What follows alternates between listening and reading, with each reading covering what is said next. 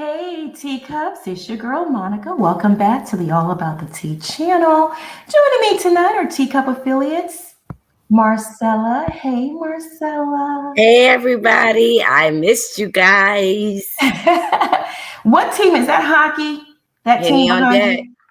Oh, okay. All right now. I don't know nothing about no hockey, but I could just tell by the symbols. Also joining us this evening is Teacup affiliate, Schoolboy. Hey, Schoolboy. Hey. Look at everybody looking blessed tonight. Looking good, right? Looking like money. Looking like shmoney. Also joining us this evening is Teacup affiliate, the Bishop. Hey, Bishop. Hey, how you doing? Good. I like that hat. Okay. Thank you. Always repping Cali. Always. Yeah, West Coast boy, true and tried. Okay. Also joining us this evening is Teacup affiliate, Plez. Hey, Plez. Hey. Hey. How you been? How was your weekend? You muted. You're on mute, hon. It was great. It was great. Great to be at home with the family. Got to see my mom and celebrate her. Aww. So it was fun. Aw, was she surprised? No. She expected it. It wasn't a surprise party. We can't surprise my mother. If you tried to surprise her, she would have shown up for the party that was Saturday at 1, Sunday at 4. So you have to tell her things so that hopefully she can be there on time, because that is not her fine suit. So no, we had to tell her that what we were doing. And of course she tried to take over. So, some of it was a surprise, but she knew about the party. Did you drink for me? My family isn't a big drinking family, and it was a brunch. So okay. We had a couple mimosas, and I got something to drink at the drive-through daiquiri shop later that night. But I can't have too many drinks around my mom and them. They gonna be, one drink for them equals alcoholic. She got a drinking problem. Oh man, I wish my family was like that. They could kill us. You could drink as much as you want, you could smoke, you could do whatever the hell you want to do. You know what time when y'all throwing the next functions, I can come through. Oh, Delicia, thank you so much for the super chat. We appreciate you. Hey, teacups, I missed y'all. Okay. First and foremost, please like and share this video. And if you're not subscribed to the channel, I need you to hit that subscribe button down below. And if you're already subscribed to the channel, go on and bang that notification bell so you don't miss out on any of the piping hot tea that we serve on this channel. Hey, Shay. Yep, y'all ready? Tonight's a good one, too. I can't wait. So excited. Teacups. On the agenda tonight, we are talking Wendy Osefo's husband cheating has been confirmed, okay? So Bravo dropped the season 6 trailer today, okay? And I was like, look at God, okay? Won't he do it? Won't he do it? Can I get an amen, Bishop? Hallelujah. I know that's Penny right. on deck. I know that's right. Oh, let me acknowledge this. To be Black Native, thank you so much for the super chat. Hey, Plez, Monica, Marcella, Schoolboy, Bishop, and the Teacups. Hey, y'all. Hey. All right. So, yeah, it's been confirmed. Kandi's restaurant shut down over a failed health inspection. You don't say. Listen, I'm not taking joy in that. I had some people hit me up on Twitter. It was like, oh, you so vain. I'm not listen, I don't make the news. I just report the news, okay? Also, we're going to be talking about Jamal Bryant begging his congregation for money. Yeah. Why don't we go ahead and check on our folks, play the roll call, and dive right into this report after that.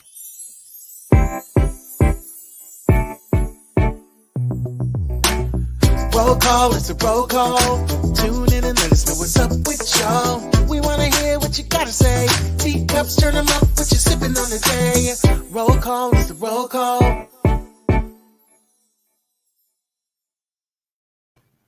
All right. Let me see who we got in the building. Like I said, to be Black Native. Thank you so much for the super chat. Our boys, hey boos, the interracial perspective, maturity not included. Thank you so much for the super chat. Love you so much. Missed you, Monica. We all missed you. We all missed you. Listen, the interracial perspective is a mob, but he also has a channel here on YouTube. Him and his partner, and they do commentary as well. It's a podcast style. Y'all go and check it out, and also subscribe to his channel because he's just a fabulous human being. Both of them are. Yes. Okay, so let me see who we got in the building. Kelly R. Flanders. Hey, boo. Amber Glivens. Interesting name. Flo. Emphatic. Let me see, Starseed, an interracial perspective, Juanita, J. Rod, racial, fun to be blonde, NYC, know your own worth, Kia and Shay, please, thank you. I know that's right. Yes, please and thank you. So you tell the little babies, please and thank you.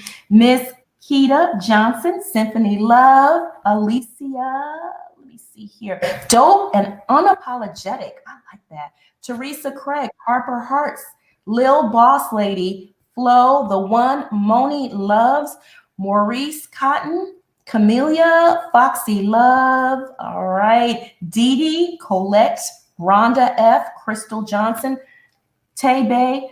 Thank you all for joining us this evening. We appreciate that you are here with us tonight. You could be anywhere, but you're here with us, and we appreciate you. Thank you. T. Ness, thank you for the super chat. Hey, Monica, Auntie Marcella, Schoolboy, Ples, and Bishop. Love y'all, and we love you back. Hugs and kisses to you.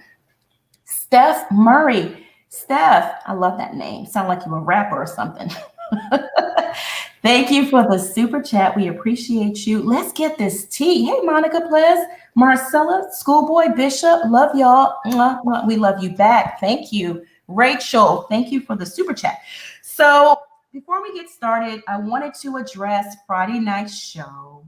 If you missed it, you missed a lot, and I urge you to go watch it after this live. It was very emotional, and we discussed a very deep topic. And as a family, we spoke about mental illness, and we learned we're all going through something or have gone through something, and never to give up. Things can turn around in a heartbeat. I always say that. 24 hours. What was happening yesterday, your tomorrow could be completely different. I've been there. I've been in those dark places. And then, it's never 24 hours, but give it 2 months and it can turn around, even within a month. But if you're going through something right now, please speak to someone, try to get help, talk to family, talk to friends, coworkers, anyone that you can talk to. Just talk to someone and get help. Don't keep it bottled up inside of you. There are many resources out there, and just know that we love you, okay? All right, so moving on. Have y'all seen the explosive season 6 Real Housewives of Potomac trailer? Have y'all seen it? Somebody play like, yes, man. We saw it. Yeah, woo, child, woo. I wasn't gonna watch season 6, but now I'm giving it a second thought. Oh my goodness. So I'm not going to play the video here because of copyright issues. Y'all know NBC be hating on a sister. So listen, you can watch it in many places. It's a 2-minute video. Just Google it, watch it, and trust me, you won't be disappointed. So it starts off with Wendy Osefo narrating the intro. And I'm like, well, go ahead, Wendy. But I also was saying, Harper, who this woman? She looks a lot different. Okay. All right. She got a wig specialist, a makeup specialist. The hair is laid. It's layered nicely. The colors look good. They complement her well. All right. Okay. All right. There she goes. She says, one thing you learn about living in Potomac, it's a town of smoke and mirrors. You never know who you can trust. Hold up. Wait a minute. First of all, you don't live in Potomac, okay? You damn near live in Baltimore, practically. What is Vicksburg. Let's just dissect that. Schoolboy. What are your thoughts on Wendy's look and her being, she's the one narrating the intro. Stepped up. I wasn't mad. It stepped a little, pee up in the words of RuPaul. She done stepped it on up. She came through, got a whole new reconstruction going on right here. Got a whole new, her wig's looking better than Garcelle. Garcelle, you might want to call over there. I love you, Garcelle, but your wigs they hit and miss over there on Beverly Hills. But anyways, we ain't talking about them. But I was just saying, she looking a little bit better. She done came, started from the bottom, now we up. The colors, the color tone, the colors in that dress. You don't live in Potomac, ma'am, because you can't afford to live there. So stop lying. Stop lying. Listen, she relies on the stupidity of her fans out there. Marcella, what are your thoughts on Wendy? Her foundation looks fabulous. Her titties look good. Her ass look good. She is giving the girls the run for their money. Her weave is on point. She ain't got those big edges. I don't have to draw them this year. I don't have to draw the edges this year with my marker.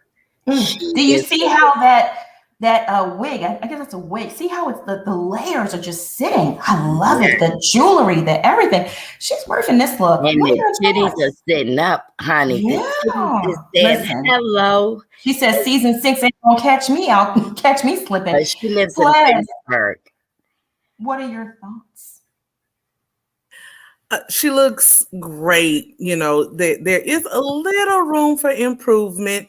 I want whoever's doing her makeup to work on the nude lip because that wasn't the right nude for her. The nude lip is giving me booty hole. The way she has those perched. Let me put it back up there. Y'all can see that looks like a that looks like a booty hole. But anyway, other than that, the skin, the bronzer, the eyeshadow, the dress, the earring, everything is flawless. In the narration, I don't know if it was just me, y'all, but it sounded, I think Bravo is doing a little copyright infringement. It was giving me Binder Time Stories. It was giving me the open narration to Binder Time Stories. Yes. I'm like, y'all so that pressed. Y'all so unoriginal. Yes. Yes. Because real talk, I had to listen closely. Thank God they put her picture up there because I'm like, is that Monique? Is that her voice? It sounded just like Monique. Oh, it did. And you know what? Last season, Monique did the intro narration. So, and she sounded with the same tone. They hired the same speech person. I don't even know. She must have went and sought out some speech classes because the tone and the inflection in her voice. Monique, copycat. Well, we know she's a scammer and a copycat. That's nothing new. Listen, so I mean, why reinvent the wheel when it works already, right? Mm-hmm. Shout out to Please and Thank You. We appreciate the super chat. Wendy looks clean this season. Mm-hmm. Yeah, but she a little copycat. You're right. Plez. C. Smith 2669. Thank you for this very generous super chat. Hey, Queen Monica and the #1 panel, Teacups. I love you all. We love you as well. Shout out to Beverly Lattimore. Thank you for the super chat. Beverly says, hey, my favorite 5. And yes, Monica helped so many Friday. Yeah, it was deep. The love is real here at the Teacups. Yes, ma'am. Yeah. Mm-hmm. Absolutely. Bishop, what are your thoughts? Now, listen, I take back everything I said. That copycat. I ain't going to say it. I was thinking the same thing when I first was listening to her. I'm like, I thought Monique ain't gonna be in the season. I'm like, well, they didn't call her say they acknowledged that she quit. So I'm like, is she doing a narration for this season? That's what I thought too. But I'm like, maybe I'm reaching. And then when Player said, I'm like, thank you. That confirmed in my mind that it sounds like her voice. Mm-hmm. However, I see Miss 4 Degrees is moving on up. Shoot, mm-hmm. I'm happy for her that she doing her thing. And now that I hate that you took that still photo and Players pointing out like a booty hole, I'm like, dang, you kind of do. Practicing her head game. Not everything else. Y'all so people so sensitive, right? It was, but that is what I saw the picture and the way her lips are pursed. That's what it reminded me of. Everything else I said was flawless. Why y'all? They need a Well, hug. I mean, the rest. I said everything was great except for that. Just when you're playing around with nudes, you really have to get a great nude. That ain't it. They got to go back to the drawing board. Fenty has plenty of them. Ooh. Try some. Ooh. But I will say, Ples, we will say that inflection in her voice was just like Monique. I'm gonna go back to that. Now I'm gonna take back every damn thing I said. You ain't gonna sit up here trying to copy my girl Monique. Well, Monica, could you play the clip without showing it? Listen, NBC be on my behind, okay? When I played that fight video, they took the video down for 3 days. Remember that? Yeah. Oh yeah, I had played the fight unedited, and immediately, like 5 minutes later, the video was down. I was like, God damn, they look at everything I do over here. They really do. They don't play with them people. I told you they email me a lot. They email me, producers too. Maybe one day I'll write a book. I don't know if anyone's interested, but I'll write a book and put those emails in there. I'll be interested. Give me a copy. I want the exclusive first and then mail it to me. I'm just playing. I don't think nobody would buy the book, but I'll buy it. Would you buy it? Okay. Kiana Wallace. Hey, my love. You were on Friday night. We got to see you. You called in. Hey, Monica Ples, Schoolboy Bishop, and the infamous Marcella. How is she infamous? Yeah, I guess she kind of is, right? On this channel. People always coming after her. Wendy is the number. Hello. Did something happen? They were saying it was buffering in the chat room. Oh, Jesus. Well, while we waiting, devil is busy. Hit the like button because it happened to me earlier today. Yeah, StreamYard been janky lately. I don't know what's going on around there, around these parts. We got 3K watching and we got 502 likes. Now, if y'all want me to spill the tea in all of it, y'all need to hit those like buttons right now. Because, Monica got the tea for y'all with the receipts. Look, and I'm going to burn my lips with this Henny. Damn. Love it. Lips burning. That's burning. Oh, yes. Okay. So, Lord. You know, Bravo must not want Monica to get this tea out with these receipts because, you know, Wendy girl been going around town saying don't talk about her husband. And she is coming. Well, that man said in the trailer he ain't happy. So, you know, something going on around there in them. Listen, he coming, but not the COMING. I'm on that just made my Monday. I was having a long day at work. I took a little break. Somebody on my Facebook feed was like, "Oh, that super trailer for RHOP took me out." I went straight to it, honey. I'm here for all of it. Juan say he not happy. Juan say Robin boring. Ooh, and he said she wasn't attractive. Juan's actions for years has been saying he's not happy. His actions. And he said she unattractive. Interested in them scenes. He'd be like, "Shit, when this shit over with, I'm ready to go." Because he's not attracted to her, and I'm glad he said it because it's not. People think attraction always has to do with looks. No, Robin is a pretty woman, but she has a manly spirit. I'm sorry. Listen, if my husband lost all my money, I would never be attracted to him either. If all my money left out the door. Bishop, did you say she got a manly spirit? She do got a masculine spirit. I'm like, it's okay. She look like she been playing linebacker for the New York Giants. Robin do got a muscular body, you know. I want to know how many drops of Visine Gizelle had to use to get to cry on camera about Jamal. Girl, those are real tears. Them wasn't real tears. That was fake as I don't know what. You know, I don't know. Some women want a man so bad that they would just do anything. Look, he is not even worth it. Pickle Plick. It was like, girl, crying. Really? You crying over him after all of these years? No, ma'am, Pam. All right, y'all. I'm back. Sorry about that. You back with the jump off? The will be busy. We start talking about Wendy. The villagers probably. Y'all, we need to hit the light. Monica is back. Hit the light. Whenever you talk about the mainstream, they get you because I was talking about them today, and they froze me. Did they really? Yeah. See. Mm-hmm. All right. How's my sound? Because I'm in a different room and it's not as padded. Okay. All right. Well, sorry about that, y'all. We had a momentary technical issue, but it's resolved. Kayana Wallace, thank you again for another super chat. Not the manly spirit bishop. Oh, we're talking about Wendy, huh? No. We're talking about Robin. Oh, yeah, her too. Yeah, she's a man. The linebacker. That's a linebacker manly spirit. That's a linebacker. Yeah. Wendy has a bossy spirit. It's not manly. It's just she just out of control. Take over. She take over spirit. Take over spirit. My mama say that all the time. She's intense. Mm-hmm. That's our word, right? That's intense. Absolutely. Yeah, Robin's intense, but Wendy's intense too. I mean, good God. I mean, you can categorize them all in the same bracket: manly, intense. I be questioning who got the peen over there, Juan or Robin. Aggressive. I got mine in my back. I can think of.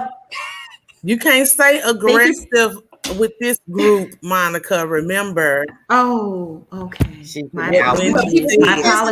Wendy said you can't say that word because then you're colorist. Delicate, they're very delicate. Well, you can't say it with dark skinned women. You can say it with light skin. About Wendy. That's what I'm saying. Oh yeah, that's right. I am aggressive in everything.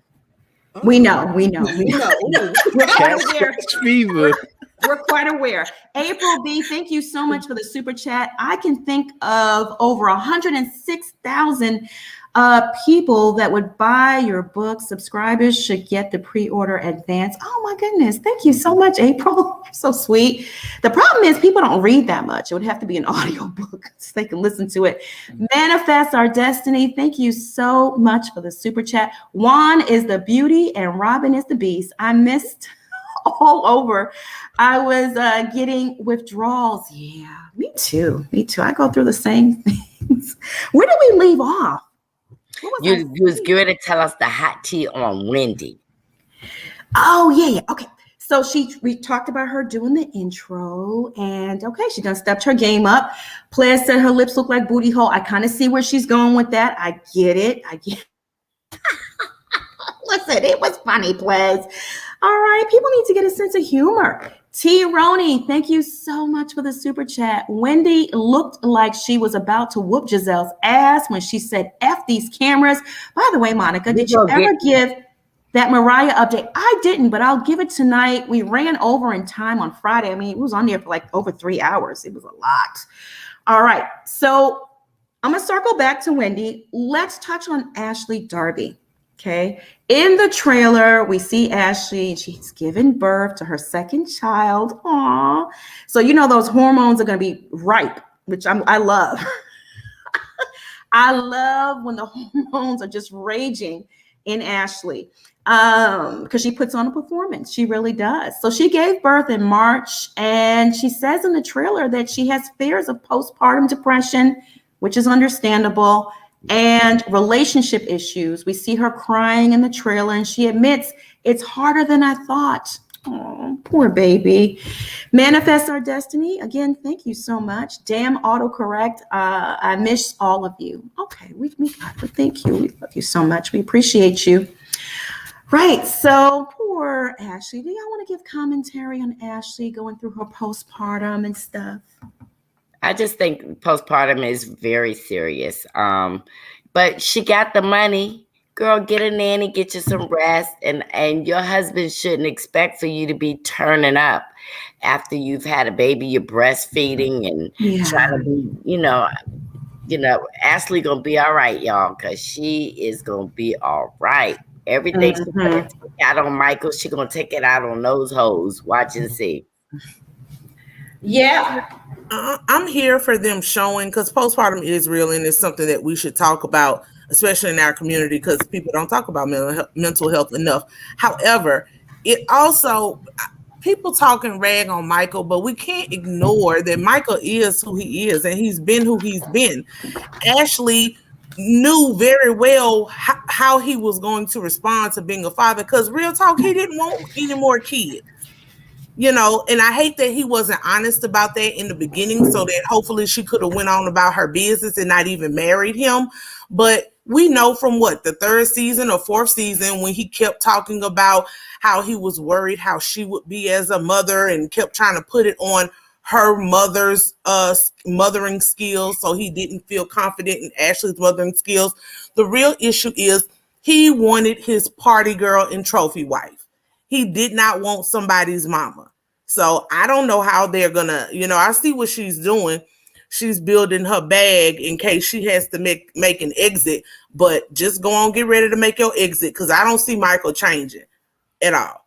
I think she's gonna keep getting embarrassed because he's not gonna get his needs met, and he gonna be around here creeping, sneaking, and freaking like he been doing.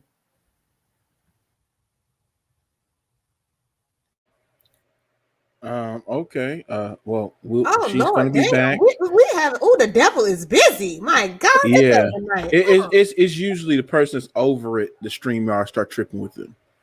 I don't know what it is. It's like they tap into your Wi-Fi. Is the feds watching? I don't know. They've been messing every content creator.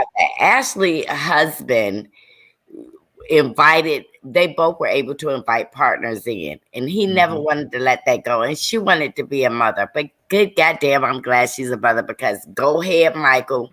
The prenup is not valid anymore. They never got a postnup, and she got 2 churn, and she will walk away with some of the bag and live comfortable. So go ahead, Michael. She is blackmailing him to be loyal, but guess what? He can't stay there and just have sex with one person. He will make a mistake. But this season, I think he's going to try not to. He's going to be out drinking more. He's not going to be out with one. Said these garden tools ain't loyal. So, These pros ain't loyal. Yeah, child. Oh, goodness gracious. I don't know what's going on with my... They hating on you. That's all. No, it's been happening to a lot of country creators. Yeah. Oh, really? Today? Yeah. Oh, well, is it this whole weekend. Oh, really? Oh, okay. So, yeah, did we talk about Ashley in the postpartum? Did you have any comments on that, Bishop? I feel like it's last season and we're doing it again. Yeah. I'm all about having a real conversation about it, but I'm like, you're depressed, mainly because of Michael. And ma'am, we don't know what to tell you. Like, either you're going to stay or you're going to go, because I don't want to keep hearing about you being sad over him, wanting to stray, because we don't care. Did you see his face? Like, oh my God, this again. He really don't want no kids. He looks so disinterested in the whole process. The postpartum, she's tired. He don't care. He just looked like, when am I going to get that text from the prostitutes? That's all he care about. That's all that man care about. T-Ness, thank you for the super chat. They be after you because this is where the money resides. Child, I'm trying to tell people. Listen, okay. All right, so moving on to Candace Dillard. She's working on her album and an acting career.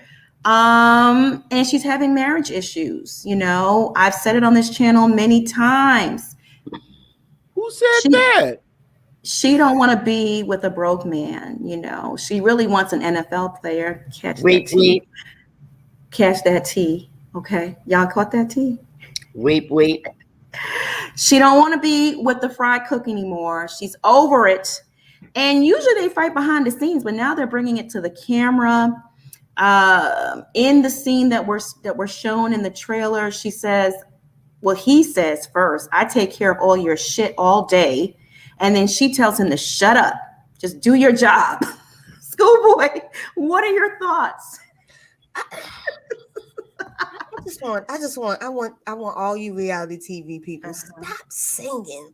Leave this stuff to the people that got a vocal cord, a box, that can hit a real note. Stop it. And Chris, I just want to say this for everybody that used to watch Martin as a kid. You ain't got no job, man. What? Sir, you up here talking about you helping her career with what? What? So do you even pay your child support? This is atrocious. They on national TV and she telling him, talking to him like that. I said, oh, so you got you a broke white man. How you get a broke white man? You could have got you a broke brother. There's plenty of them just circulating around the DMV area. You could have picked up off the corner and, but you got you a broke white man. Good luck with that, sis. Good luck with that dry career. Who downloaded the last song? Because I didn't download it. Ain't trying to listen to it. And why you choose him as the manager? Even Dorothy was like, why is he the manager? And I'm like, well, damn, your mama got sense too. Everybody got sense but you. Write it down on a post-it note next time. That way you could just stick it on your forehead and realize, read the note and let it say, do not hire Chris. We don't know what he does. He's a fry cook. I mean, people call him a chef. That's a very big title. Oh, he's flipping burgers like SpongeBob? He's a fry cook. But you know what? He would have more time. He can balance it all if he would stay out of people's DMs. Stay out of people's DMs, allegedly, and you'd have more time setting up meet and greets, allegedly. Anyway, Marcella, what are your thoughts? Well, y'all, I want y'all to know that Chris Bassett is not as dumb as we think. He is putting his fingers and straight toes in everything Candace is doing. Because when it's time to leave her, he going to make them sell that house and get his share. He's going to have Candace buy him out of being her manager. It doesn't matter. He ain't dumb as we think, y'all. And he loves to get in the DMs. And guess what? He ain't making no money if he ain't getting no brown honey. And right now, he ain't getting nothing from Candace because Candace don't want his brown peen. So they ain't fucking, it might as well be business. Yeah. Plaz, what are your thoughts on, what else do they have besides fighting? They might as well bring their real marital issues to the camera. It's been happening behind the scenes forever. Sorry, it's been on the camera forever too. I'm tired of seeing it. This is what killed they don't hide it well. Yeah, this is what killed me last year about her stands who are taking up for her. I just love the fact that she's showing her true colors and who she really is.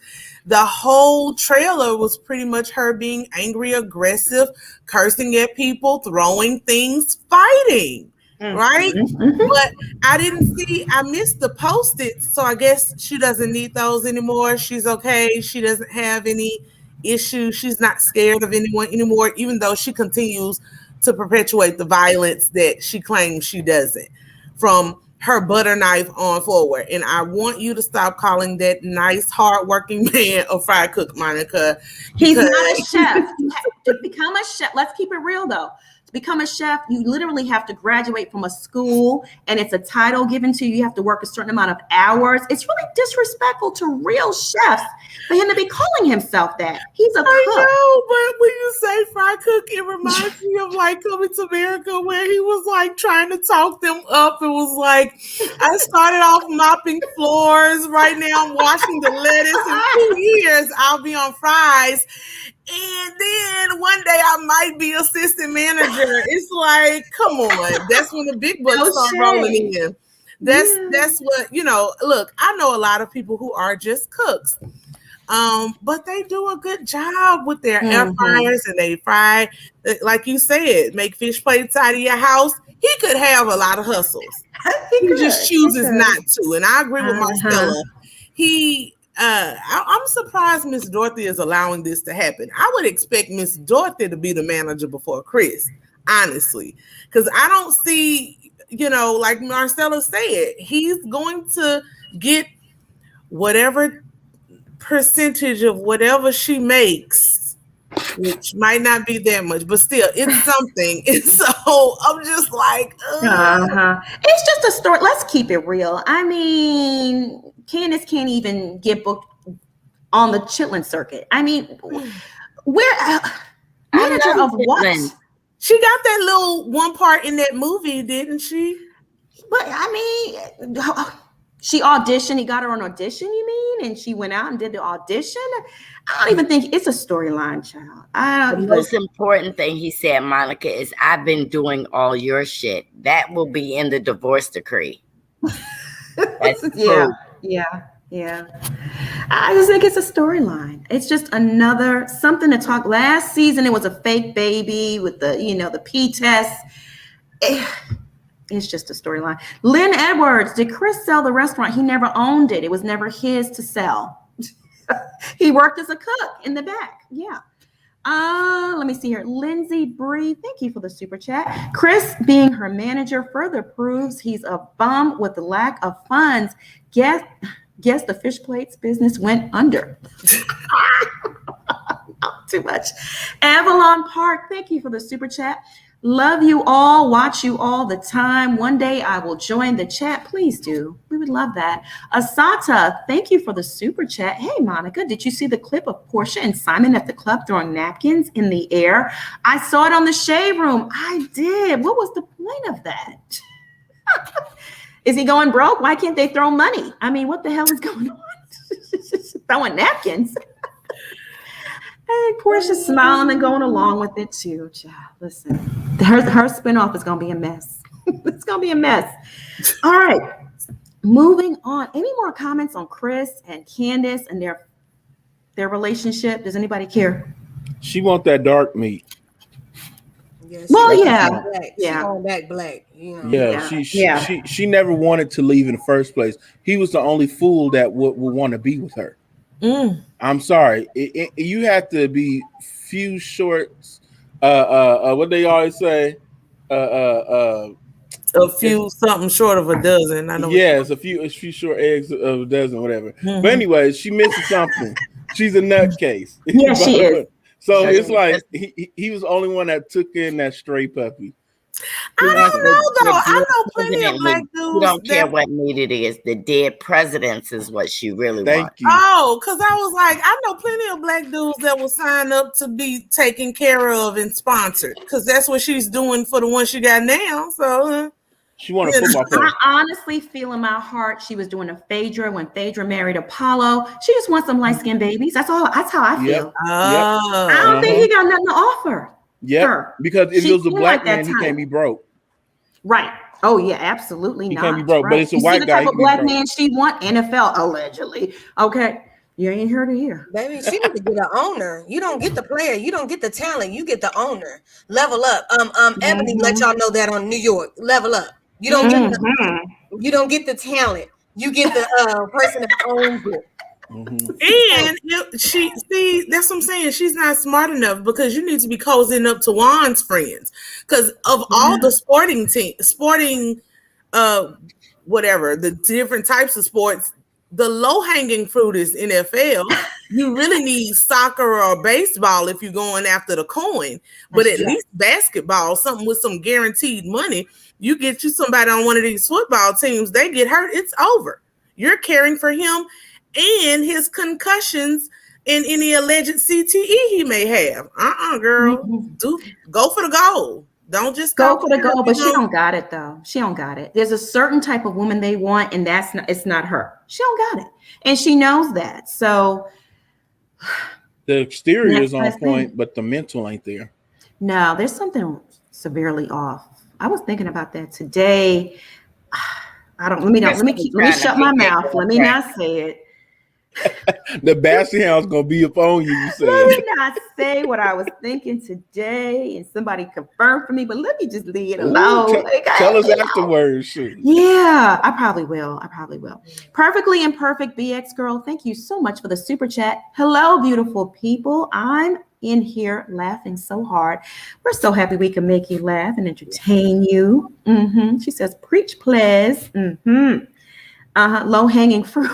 That's all she can get. Ooh, child, it's a mess. It's a mess. That's all she can get is the low-hanging fruit. She wants the tree, but her situation ain't set up that way. She's not one of those girls. She can't get that. She's not those girls. Nobody wants the drama queen. I mean, yeah. Robin Dixon, moving right along. So there's trouble again in paradise. More trouble in paradise. That seems to be a theme this season. Trouble in paradise for Robin and Juan, and they may not be getting married. Is anyone shocked? Ooh, I'm so surprised. I am so shocked. Damn. Monica, who knew? Girl, we didn't see this coming. I mean, this is a First shock. the fat boys break up, now this. Not the fat boys. I used to love me some fat boys. Let me tell you. All right. So there's trouble in paradise. She's feeling overwhelmed while building a house, a business, and possibly a wedding and trying to pay off them taxes. The IRS got her damn depressed and overwhelmed. This is a ploy. This is a scheme that Todd set up. Okay. She's trying to make it. She's sending an SOS out to the IRS. Leave me alone. I'm overwhelmed. You guys are trying to kill me. All right. So after telling the ladies in the trailer about how she's been unmotivated lately, Juan urges her in another scene to get out of the bed and go do something. I don't know why he want her out the bed. He can go fool Allah on the side with his other women and just leave her where she always is, in the bed. What are your thoughts, schoolboy? Let that man cheat in peace, damn it. Let him cheat in peace. Leave him alone. Let Juan fool Allah. Juan, I'm still looking for your girlfriend, bro, because I know you got one. She's out there. One out here in these That's streets. next season. You know, I can see why he ain't attracted to Robin. I look at her every season and see why he ain't attracted to her ass. If you would have lost all my damn NBA money, I wouldn't be attracted to you either. Matter of fact, I wouldn't even be there. Because you lost all the money. Every day I'd make your life a living hell. Every day that I saw you, I would treat you like the stuff between my toes, because I would be mad every time I gotta live in that broke ass townhouse because you screwed over all the money. I'd be mad at you every day that God sent. I would just haunt the hell out you. And then you're gonna tell her to get out the bed. She ain't got nowhere to go, sir. Them gas station hats ain't selling. We don't want that. She probably ain't even got no business license number. Somebody check the Duns and Bragg and see if she even got a number. I'm concerned. I'm concerned. What is going on around there? You know what, Monica? I just want them to go on and come out. I want Robin to go on and come on out the closet to the rainbow. Just come on over to the other side with us. And Juan, just go on and be with your woman. And just, you know, I just want everybody to be happy. This is all of this drama right here. Are you saying she needs to live in her truth? Yes, God. She looked like an aggressive femme. She looked like she sleep with femmes, and I need her to just come on out, because I know her and Gizelle did some stuff. Y'all need to go on and come on out. Lord have mercy, child. Listen, you saying a word tonight, okay? Marcella, your thoughts on Robin being depressed? Is she sending out an SOS to the IRS to leave her alone? Listen, how can you make love to anyone if you owe the IRS? I'd be stressed out until I write the last zero on the check and make sure I send it overnight. She's got the boys all the time, like Schoolboy said. I'm going to say Dollar Tree hats. She ain't selling no makeup or nothing. And then she had a nerve to have somebody put them sappy braids in her hair. Girl, sit down. Juan is going to do him, because he going to give you 20 million reasons why he going to fuck somebody else. Plez, what are your thoughts on Robin being depressed? She can't get out of bed, you know. Child, please. Yeah. Depression is real. Last year was hard, but I honestly think Robin is, she's been going through a lot lately. She barely had her job. So I would think that that should have given her a boost of, I got another shot. I have something else that I can bring to the table and do. Like, she just keeps, to me, blowing her chance. And at this point, she has 9 lives? Because let's be real. After the first season, maybe the second season, she should have been gone. So the fact that they keep bringing her back and she keeps not bringing anything to the table. I saw later in the trailer where she's like trying to get sporty with Mia. Like, girl, you act big and bad with everybody except who you should act big and bad with, and that's Juan and Gizelle.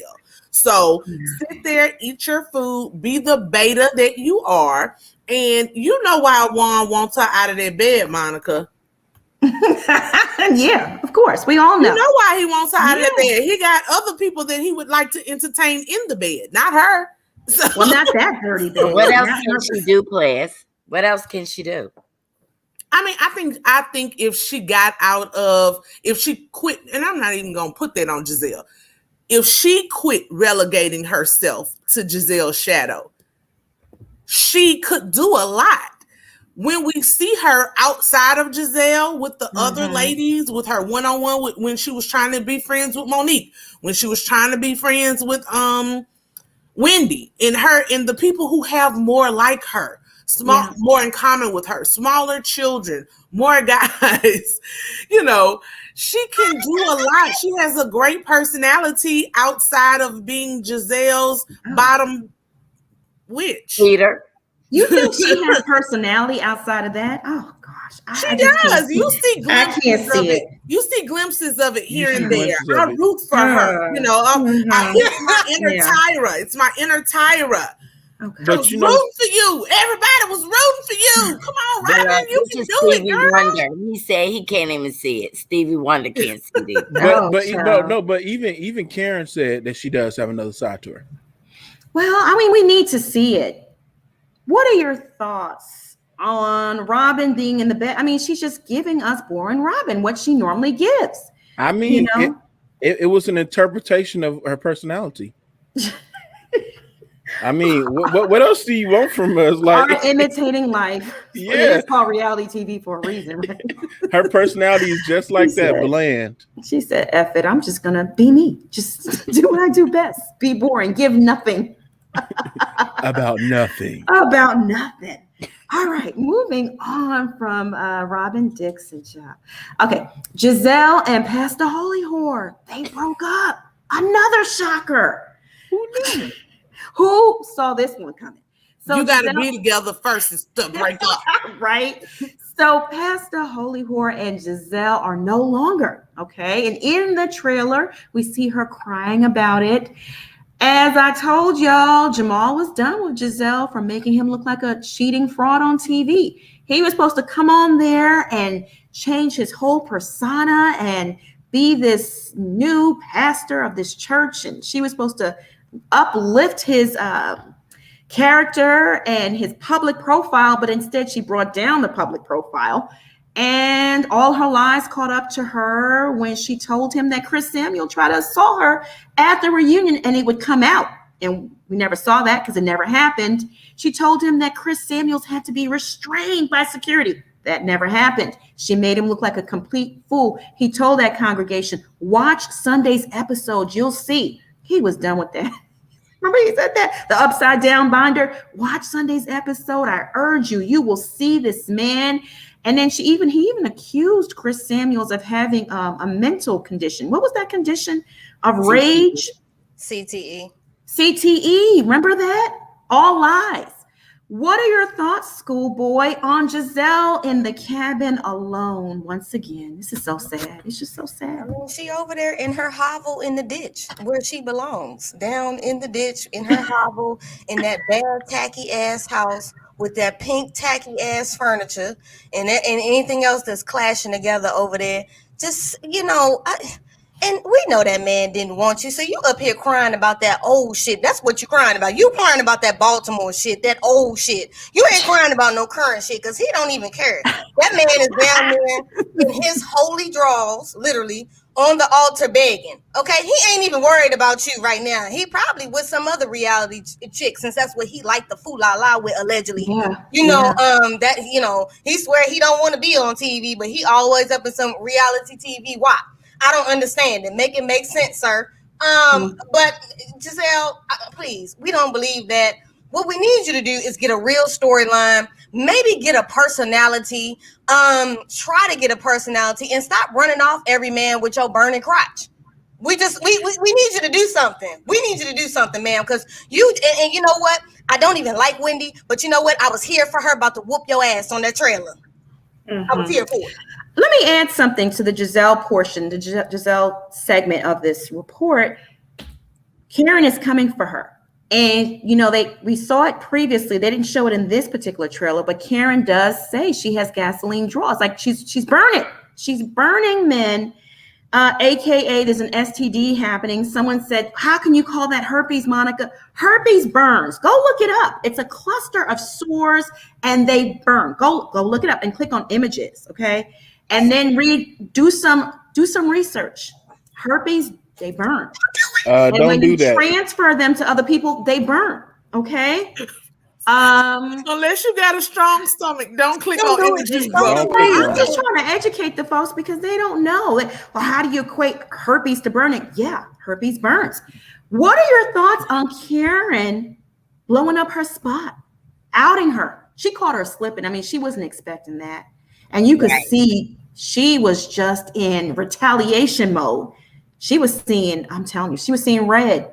I mean, if you was out here burning on the food la la, you was out here burning on the food la la. And I'm gonna tell you right now, the penicillin don't get rid of that. Okay, they ain't got no medication for that. You just get that flare up every month. So that's you got to be careful over there. See, this is why we were telling y'all in the chat, get you some testing done before you start going, taking people down. Like Chris Brown says, get some testing because people out here burning people. And she's supposed to be a first lady. She out here burning folks.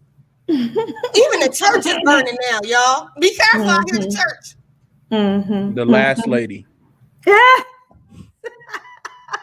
Plez, what are your thoughts on Gizelle's segment of the trailer? Pretty explosive stuff, I'm telling you. That wasn't explosive. I threw my phone down. I'm like, I will not sit here and watch these fake manufactured tears. She must have got her some pepper spray or some extra strength eye drops or something to prime her eyes for that scene.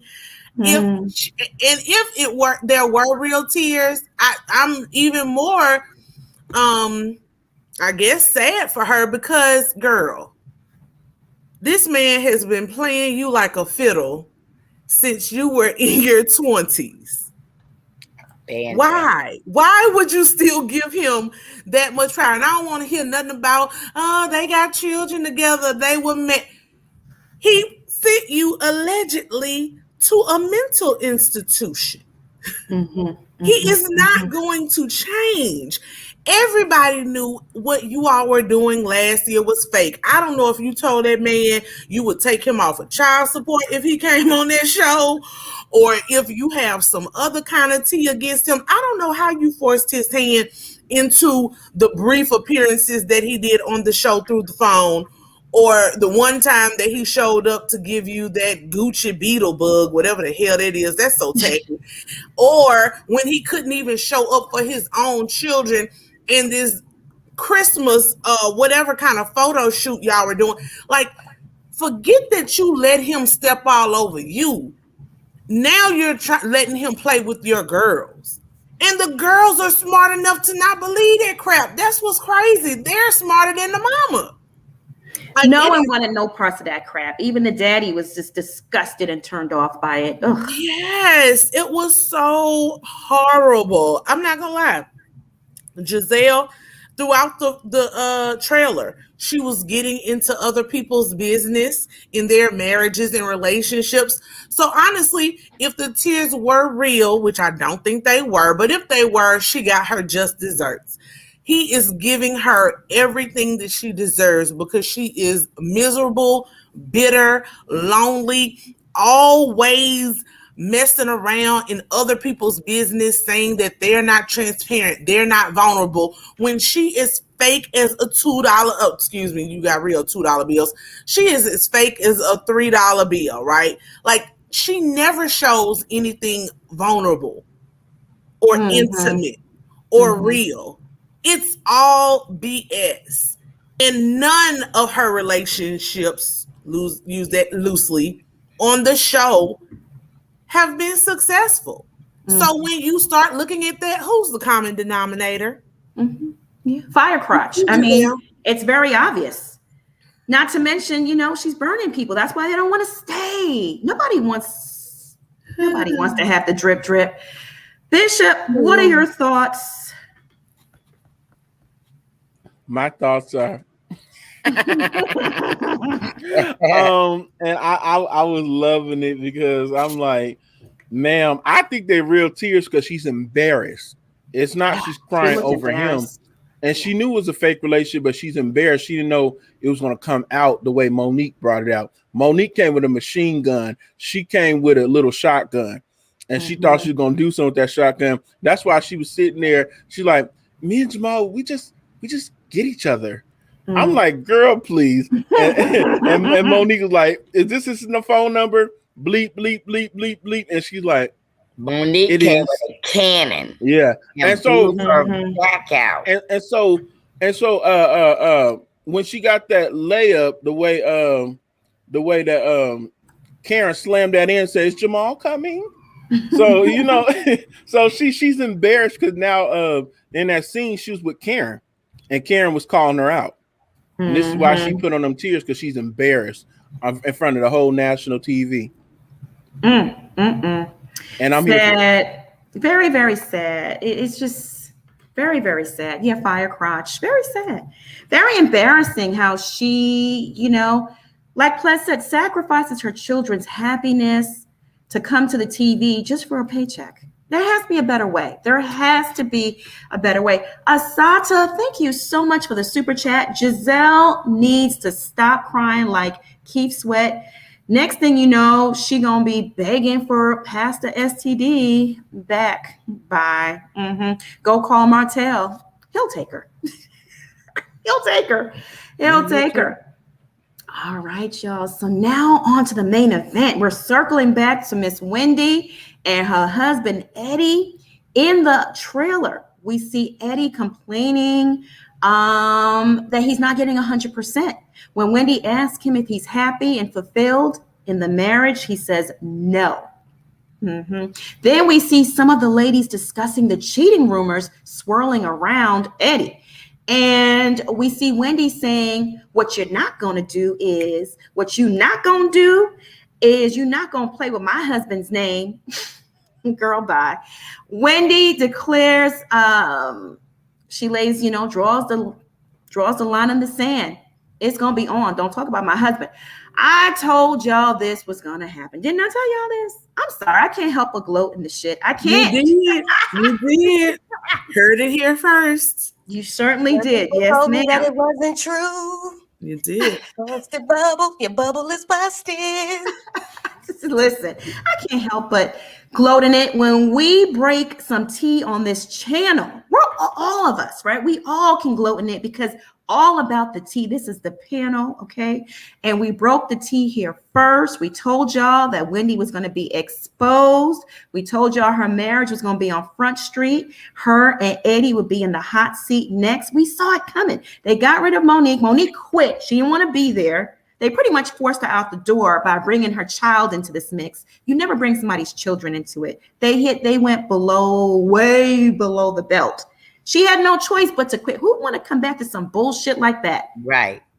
And Eddie was told face to face that he would be next. But no, Eddie. Yeah, as I exclusively broke on this channel, Eddie was approached by another house husband at the reunion. I ain't gonna say who. And they told him, they asked him about the rumors, man. Is it true? We heard you got a baby. Just know they're gonna bring this up. You're next. And he laughed about it. He laughed it off. It was like, And sure enough, show and prove, the producers brought it up. Gizelle. She was just too happy to bring it up. Wendy had to know once Monique exited, she was going to be the next target. Did she not know that? Come on. And then we see, like I said, she's clapping back at Gizelle, and them two are, they start off good, but it don't end good at all. Just Jules JG, thank you for the super chat. She's burning. She is burned. That girl's on fire. Absolutely. Yeah. Dr. J19 Funny Girl, thank you for the super chat. Gizelle, bring back Kandi's furniture. Schoolboy, what are your thoughts on that portion of the trailer? I smiled. I was ready. I was ready for it. You know, I was ready. I was like, ooh. Oh, yep. I was Tamar right in that moment. I was like, oh yeah. Nick, yep, Nene, yep. Lord, yes, God. I was all of them gifts. And I said, Wendy, how you gonna cover that up? I hope it all come out because y'all fraudulent as hell. Y'all fake as hell. And the truth gonna have to come out. And I just want the child to pop up on the show. Can we get the side chick on the show? Can we get the DNA test done on the show? Yeah, on the show. Can we get that done on the show? Call Maury. You know, if we need to do a side split, call Maury. Go down to the CVS. They got the little white swab. Just mail it on off. I need to know what the true tea is. And Wendy, you know, say you up there arguing with somebody who can't keep a man neither. So both of y'all ain't no better if you ask than one each other. And then you capping up here while your man out in these streets. I seen the Mother's Day post talking about only have 3 children. So you was already pre-addressing it, sir. So if you only have 3 children, you don't have to talk about it, do you? I rest my case. And those that said that it wasn't true.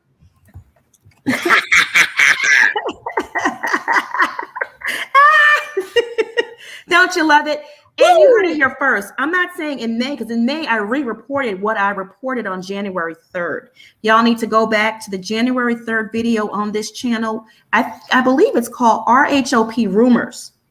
And in that report is where I first spilled the tea about Eddie and his white woman in his law office. You heard it here first. Marcella, what are your thoughts? Well, caliente chucha means hot coochie is going to get it this year. Y'all just didn't realize when Karen was holding all this close to her. And honey, now she's ready to let it out. And guess what? Wendy is going to show her athletic abilities when she's trying to get to Gizelle. I'm telling you, Eddie only got 3 kids with his wife, but how many do he got outside of Finchburg? Come on now. He is busted and disgusted. And guess what? He likes to twirl. He likes it black and white. The swirl. He's not down with the swirl, child. Whew. Plaz, what are your thoughts? So my initial thought is, yes, Monica, you are right. But you know, it's a black couple. I hate to see them cheating and going through it, but it's reality TV. So if this is what really is happening, I want the reality to play out. I just wish it came to the show through a better vessel than Gizelle, honey. I just don't see why she is the one who, actually I do see why, because misery loves company, but it's just mighty interesting to me that she's the one who is always leading the charge and spilling the tea on other people's men, their relationships, their alleged outside children, all of these things. Anybody that is allegedly cheating or fooling around on someone, Gizelle happens to know it all. Yet she didn't know when Jamal was doing it. Of course. It's ironic. It's like, you know, it's like the psychics and all those people you go to. It's like, you didn't know that was going to happen. Miss Cleo, you didn't know that you were going to get arrested and taken down, right?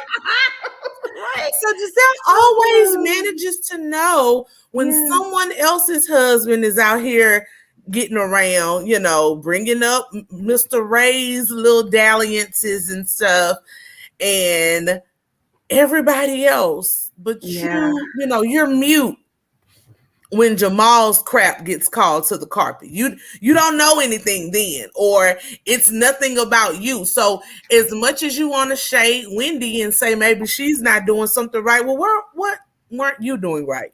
Or Jamal or Sherman or any of the men that we've seen you with? Why are they not there? So, you know, I want, if it's real, I want to see them go through counseling. I want to see them stick through it. I want to see how they get through it for their 3 children.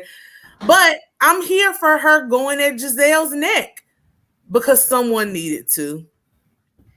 Yeah, well, Gizelle, like we always said, she's the house ninja on that show. She does Master's dirty work. She's the bone collector. You know, like how they have Sheree on Atlanta, who's the bone collector. That's Gizelle's role on RHOP. I think it's a little different though. To me, Sheree is just messy. Gizelle seems like she actually gets something out of this. Like she takes delight in this role. She gets an orgasm. Yeah, Sheree also stands in her mess when they bring it back to her. Gizelle goes running. Gizelle deflects. Gizelle gets all in her feelings when she reaps what she sows. So I know what we always talk about, just personality differences. I can tolerate Sheree and her messiness, although I didn't really like that either. I guess that's what these shows have devolved into, but I don't like how production has started this. I'm gonna sit in on this group's conversations and run back over here and tell this group. And then people don't really operate like that in real life. Like, because if they do, they just won't be friends anymore. You got one time, maybe two, for me to hear something that I said to you from somebody else and you cut off. I don't deal with people like that. So I guess, as I mature and grow older, that stuff to me is for real, like high school. And we're looking at 40 to 50-year-old women. No one wants to see 40 to 50-year-old women act like that. And so I think for me, that's the difference. Just Sheree's stuff was like shade. It was like, ooh, girl, ooh, you heard this? Ooh. Gizelle delights in bringing somebody else's marriage down. Well, someone has to do it on these shows. And I'm here for it because, listen, my blog may be featured, so I'm here for it. I'm all in. Oh, Bishop, absolutely. Come on over here. Just, keep sending me those anonymous tips. I'm with it. Okay. All day long. All right. We need the Gizelles of the world and all about the tea's grateful for it. Bishop, what are your thoughts? My thoughts about that is, hey, it is what it is. And it made me think about this one movie back in 1995 where the successful couple, and it's New Year's, and she's like, I don't feel like going to these dinner parties, she's saying in her head. And her husband like, well, we don't have to go to these dinner parties. Matter of fact, I'm going to the dinner party, but you're not going. And she said, oh, it's that chick again, ain't it? And he said, yeah, as a matter of fact, I'm leaving you for her. Wait a minute, you gonna leave me for a white woman? Would you rather she's black? No, I'd rather if you were black. And that's what I'm seeing in my head with Wendy, because Wendy give me that Bernadette type of attitude. So, I'm here for this little swirlization because it's gonna shake it up a little bit. I hope they bring the white woman on. Yes, absolutely. Please bring the queer woman on. So we're here for, listen, like I said, I wasn't going to tune in, but I do plan to tune in because this has piqued my interest. It's sad though, because Ples does make a point. The difference between Gizelle and the other bone collectors is Gizelle takes delight in breaking up happy homes, especially black families. Yes. She's always talking about, someone's marriage, outside babies, allegedly, all these things. So with her, she just goes too far below the belt. But these shows rely on people like her. It's sad. It really, really is. Crowned by Bria, thank you so much for the super chat, my love. We appreciate you. Hey, family, I missed y'all. That RHOP trailer was woo! Guzzle Neck needs a new target. Robin's still stale, and Queen Karen is still that bitch. All right. Candace Lane, thank you for the super chat. Hi, Monica, Ples, Schoolboy, Marcella, and Bishop. Love y'all. We love you too. Perfectly Imperfect BX girl, thank you for the super chat. To be honest, we the people should sue Bravo for all this BS. We not buying the mess. Veronica, thank you for the super chat. Gizelle and everyone's business to keep her a storyline. Yeah, so they can stay out of her real business, right? It's deflection. Ain't she into cat snacks? So allegedly, she used to take down some broads back in the day. Absolutely. Allegedly. DMRM. Thank you for the super sticker. We appreciate you. Yep. Let me see here. Lala Chanel, thank you for the super chat. Robin will still be putting us to sleep, and Jamal will still be living in Gizzard's next phone. No, he don't even want to be there no more. We won't see him. He said, never, ever again will you see me back on that show. In a phone, on a screen, nothing. It's Monica, over. I don't know why they don't get it. He been left. He left when he got thrown in the binder. Where have y'all been? Yeah. Uh-huh. Yeah. Yes. As soon as he jumped out of that binder, he was done. He was like, oh, absolutely not. It was supposed to raise his public profile, but it brought him down. It did the exact opposite of what he intended his appearance to be on that show. Lala Chanel says Robin will still be stale. Jamal will still be living in Gizzard's next phone. Please make it stop. Good Lord. Beverly Lattimore, thank you for the super chat. Schoolboy, that sounds about right. They need to come out. Okay. Yeah. Right. Everybody hiding in the closet. It's kind of crazy. Yeah. Kayana Wallace, thank you for this super chat. Very generous. Hey, Monica, Ples, Schoolboy Bishop, and the infamous Marcella. I believe I read this one. Yes. All right. Cheryl Cooper, thank you for the super sticker. Mrs. Monica, I send you a message. Oh, you did? Where'd you send it? Did you text it to me? I mean, I a lot of places you can send it. You email it. Did Monica say that? No, I haven't. I'll say it tonight. It's a brief one, but it's still an update nevertheless. All right, let's keep this thing moving. Channel members, I dropped the link to the backstage. Go on and grab that. Moving on, Miss Karen Huger. Okay, Miss Karen is preparing to celebrate her 25th wedding anniversary with her husband, Ray. Their marital woes are behind them. That was last season, okay? No more trouble in paradise. And as we know, they actually do renew their wedding vows. And Macy Gray, she's an R&B musician. She sings at the wedding. She posted all of that on Instagram. And as I said before, Gizelle and most of the cast are after Karen's ass. They on her like white on rice. She really has no allies this season now that Monique's gone. Schoolboy, what are your thoughts? Karen, open up whatever's in that arsenal and just shoot they ass down with everything. Just come up in there with the atomic bombs and blow them heifers out. Because I know you got some dirt on Gizelle. I know you got some dirt on Robin. I know you probably got dirt on the whole cast. Just blow them out. Blow them out. If I was anybody that knew that Karen had some mess, I'd just sit on down and eat my food like Safari was on that episode of Love and Hip Hop. Just sit on and eat your food. Just watch it play out. I wouldn't even get involved because I wouldn't even want to test Karen's gangster. That's an old school, nice, nasty read. You don't want that. You don't want that. So you just go sit down and just eat your food and don't even get involved. I'm sitting down eating my food because I'm going to watch all damn season. I'm ready. Please tell everybody's damn business, okay? And a little bit of your own. Yes, ma'am. Marcella, what are your thoughts? All I got to do is say, Karen ain't coming out punching like this. She's swinging like this, y'all. She going to be killing them this season. Do you understand? Y'all stay tuned because it's going to be so juicy. Oh, my God. I don't want to tell because I'll get ahead of everybody. Karen got it going on this year. Well, yeah, okay. Ples, what are your thoughts? I'm here for it. I mean, it's so predictable. You knew that they were going to come for Karen. And I honestly don't understand why it's Karen against everybody. That really disappoints me in Ashley. Honestly, she can't pick a side to save her life, honey. Candace, well, you know, she doesn't know how to let go of things and doesn't like to take criticism or when someone tells her she's wrong, like Miss Karen did last year. So she's going to be the 15-year-old that she is and hold that grudge. And I don't know where the new girl is. I think Wendy will eventually try to come to Karen's side, especially once she starts getting into it with Gizelle. So hopefully she will have one person or somebody on her team as an ally. But the greatest thing is that Karen is the grand dame. And honey, they stand alone.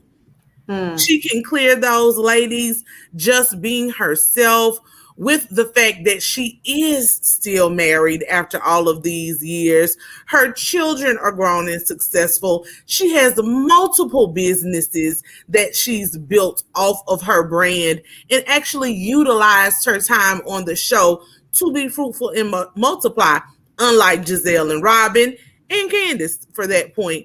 So she's the queen bee to me on this show and always has been. She actually had the pedigree, comes from a certain, background, whereas the other ladies to me just fake the funk all the time. So part of me thinks, she's going to be classy with her old school shade. She's going to try to stay on the Michelle Obama tip, but honestly, I want to see her go low. As Funky Dineva sometimes says, when you go low, I'm gonna go to hell. I want Karen to go to hell this year. I want her to drag Gizelle and Robin by their green eyes. That's what I want to see. I want to see her, mop the floor with them, because it's old. Like, I'm tired of them being the bullies, especially when they have nothing. Like, there's no reason for them to be bullies other than pretty mean girl syndrome. Like, they literally bring nothing else to the table or the franchise. Nothing about their personal lives, right, Gizelle's or Robin's, is interesting, captivating, something that we can, you might can learn something. Don't handle your finances like Robin, and don't pick men like Gizelle. So y'all take those keys and learn that. But other than that, there's no other reason for them to be on this show. We're ready for new people who actually bring something to the table, not everybody else's business. Your storyline can't be everybody else's dirt in business. Not cool. So I'm here for Karen. I like her because she does show some of her human flaws and some of the things that she's gone through in her marriage and how she's building her businesses. So I'm Team Karen all day. I don't know. I'm on the fence, but about Karen. But if anyone does deserve to be dragged, it is those green-eyed heifers. I agree with you. Somebody needs to drag them.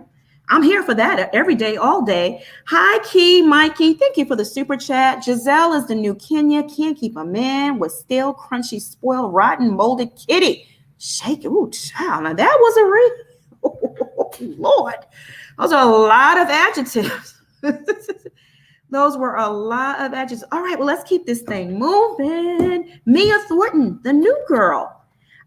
I wasn't excited about her before or after we played the video and the way her voice sounded.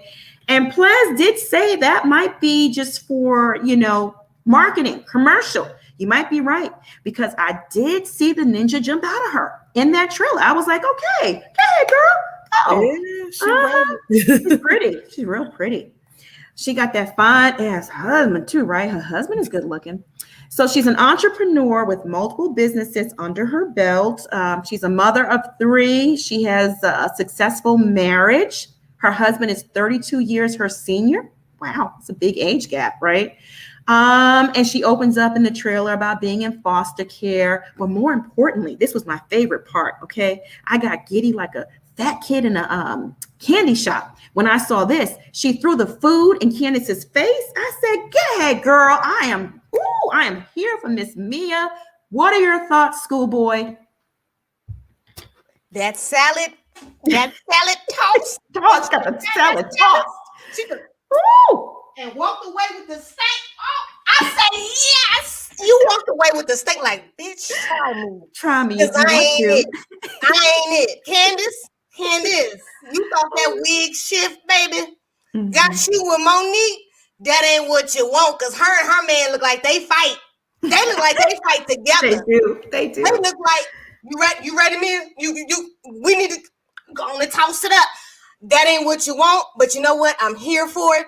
And Mia, I thought you was just going to be an airhead, but baby, when that ninja popped up out of you, I got life. I said, okay, they doing it right here. I'm excited, and I can't wait for that scene, because you know what, Candace? I hope all that salad got right up in your tear ducts where you like to wipe and dab. And you need to take one of them pieces of lettuce and just get that spinach and just get right up in there.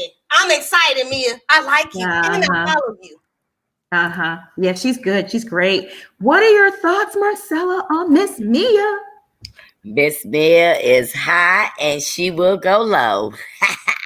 And I'm going to tell you another thing. When she threw that salad and walked off, she walked off because she did not want to wear Candace out. Candace is really going for these bigger people with the money that can help her get a job when she's not going to have a job.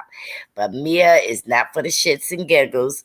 She is there to put the bitches in their place and let them know, hey, my money was not given to me. I earned it. Mm-hmm. I know that's right.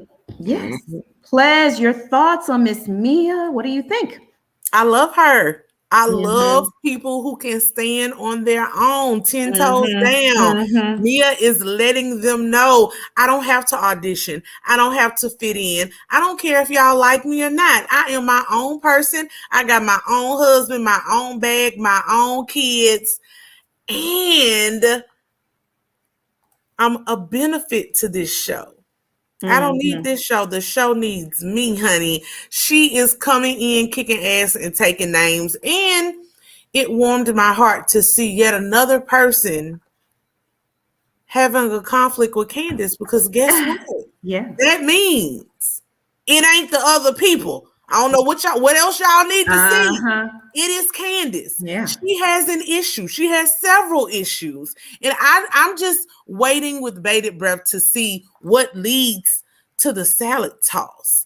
I mean, you know how mad you got to be for somebody to stick their hands in some romaine lettuce or spring mix and fling it at your head? Like, you know what I'm saying? I don't even want that. Yeah. Did it have dressing in it? Was the ranch on there? I don't want my hands getting dirty. But that means you were mad as hell that you took it and slung it across the room. And might I add that Candace threw it back. See, people are always like, oh no, Candace, and people do things to her and she's just this meek mouth. Oh, no, please. No. Please. I want to see what the Post-its are going to say this time. Oh, please. Well, she does say she's defending herself. Bishop, what are your thoughts on Mia? And that her husband is amazing looking. I mean, he looked like a boss. Like Schoolboy said, it looks like they roll up together to jump. They fight together, Monica. They fight together. Yeah, it's like Stevie J and the Puerto Rican princess at that reunion. Remember when they charged? No neck. Remember when they charged? They got up. Yeah, that's them right there. Bishop, your thoughts? My thoughts is I like her. Am I right, folks? I said this when we was talking about the Basset Hounds, and I said if she gets into it with the new person, I said this, I guarantee you it's going to be on screen that she's going to get into it with a new person, because she got into it with everybody on the cast. Yeah. And I was waiting for this, and when she threw that salad at her, I was like, go ahead with your thug stuff. And let me clarify, they're not the type of couple that will fight together. They're the type of couple that will shoot together. Yeah. Let me get that. Yeah, because they got that mafia type of attitude. We're like, we ain't got no time to be messing up our new gators, and we ain't got no time for you to mess up your Gucci bag. Girl, take that piece out and get rid of her. She got it in the bag. She got the chopper in the bag. She got the chopper in the bag. Get the strap and get to the chopper. I'm telling you. But to answer about Karen, because I didn't get a chance to answer about Karen. Karen is like Dominique Devereaux. And when have you seen Dominique Devereaux need any friends? That's true. She stands alone. No, she's a soldier for real. We're not. I can't take that away from her. She really is a soldier. But I'm still on the fence about Karen. We'll get into it one day. There's so much behind the scenes that just turns me off. But it is what it is. Am I kind of, All right. So besides Mia being a new girl, there's also Mia's full-time, by the way. But there's also a friend of a friend to the cast, Robin's friend, Askell Davis. Okay, I believe that's how you pronounce her name. There she is. She's Ethiopian. She's absolutely breathtaking. She's gorgeous. She describes herself as bubbly, fashionable mother of 3 with proud Ethiopian heritage. She calls herself Effie Oprah.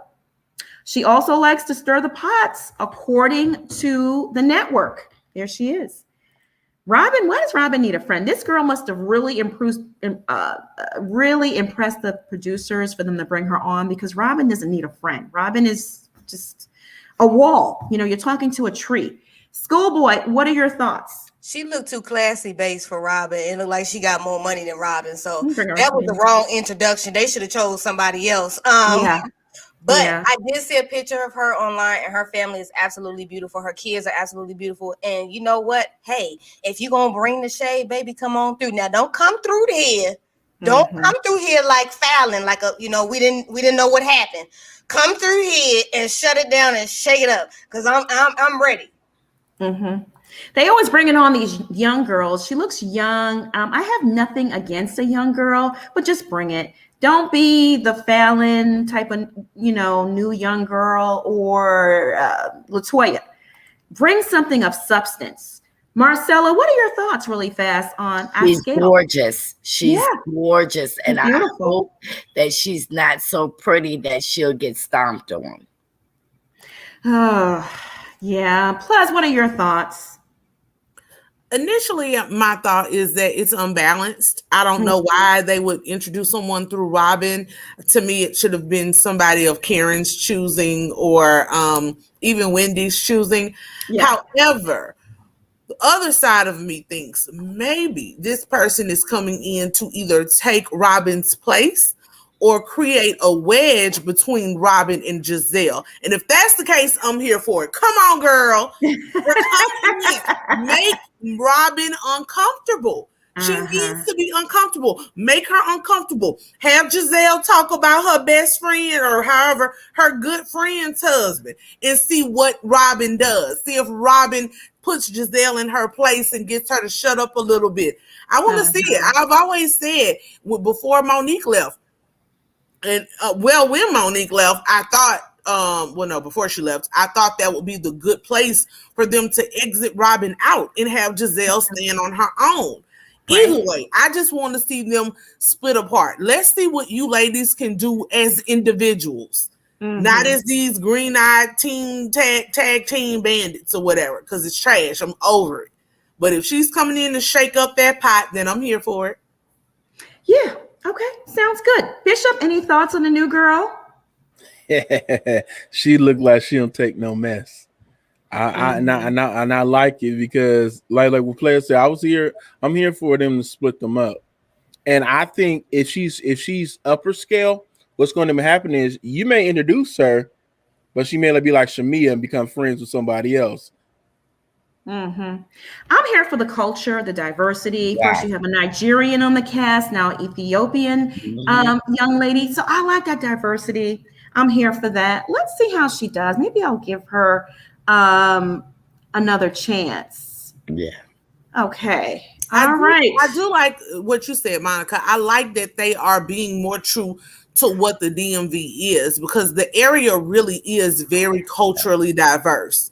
So I'm happy that they're doing that, but expanding it on the diaspora level, not I'm gonna throw some random white person in here. They're keeping it on the African diaspora, and I like that part of it. Yes. And that area, the DMV area, has a lot of people on that African diaspora. So I'm happy for that. And hopefully it's organic. Hopefully she didn't scam her way on the show like Wendy did. Y'all can go back and look at that video. It's titled Nigerian Scammer. That's what she is. Sherry Morris, thank you so much for the super chat. So Chris is going to manage Candace. Yeah, girl. He's lost motivation to be a chef. He was never a chef. She deserved to wear that salad. She needs a real dragon, if you ask me. Yeah. Yep. I'm here for it too. So up next is Kandi Burris. Let's move on. Let's move out of Potomac and take it down south all the way to Atlanta. Let me see here. Before I do that, let me show you the cast photo. So basically what they did was, there's no new cast photo. They hurried up and just photoshopped Mia Thornton in on the right here. Do you see that? on the left for you guys watching at home. See that? So that's the cast photo. And our girl Monique is like, yeah,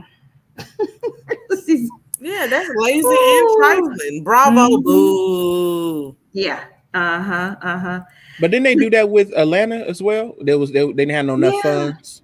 Well, now looking back on what the season was, they deserve that. Seriously. Yeah, These girls hopefully will be bringing in on RHOP. We won't have another Bolo bullshit season. This was funny when Karen said her face looked like, "Ugh, what about your coochie?" Robin said her coochie been through worse. I was like, oh, okay, girl. Okay. I was like, maybe she meant when she had children, because that I wouldn't have said that about my coochie.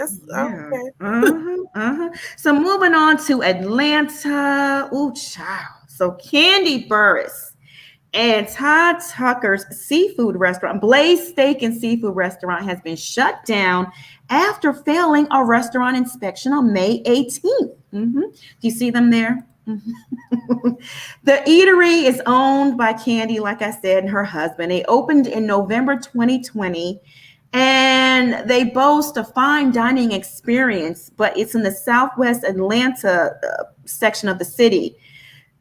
I don't know. The neighborhood's not that great. You got this very expensive high-end, you want to charge $100 for macaroni and cheese when there's Outback Steakhouse. Make it make sense. Right. Make it make sense. Shit, the food can't be that damn good.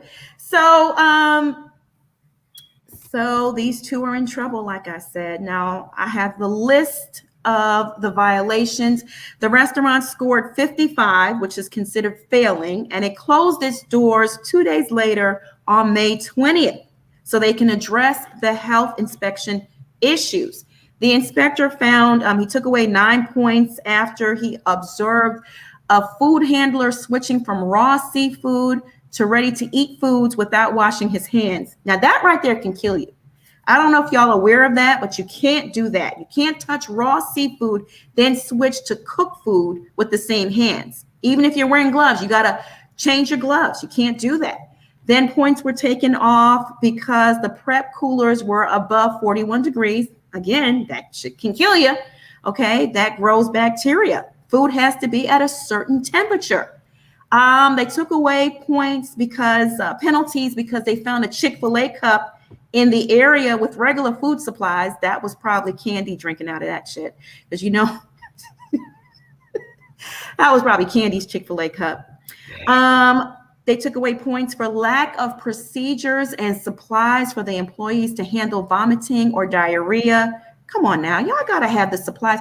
Kandi needs to stop hiring her family and friends and hire some real employees, okay? There was a pink organic residue in both ice makers. Ew, pink residue. That's bacteria that has formed, or mildew or mold that has formed into that pink color. Woo! Child, I don't know about y'all, but ooh, hi Key Mikey, thank you for the super chat. They must have had baby Blaze making the food.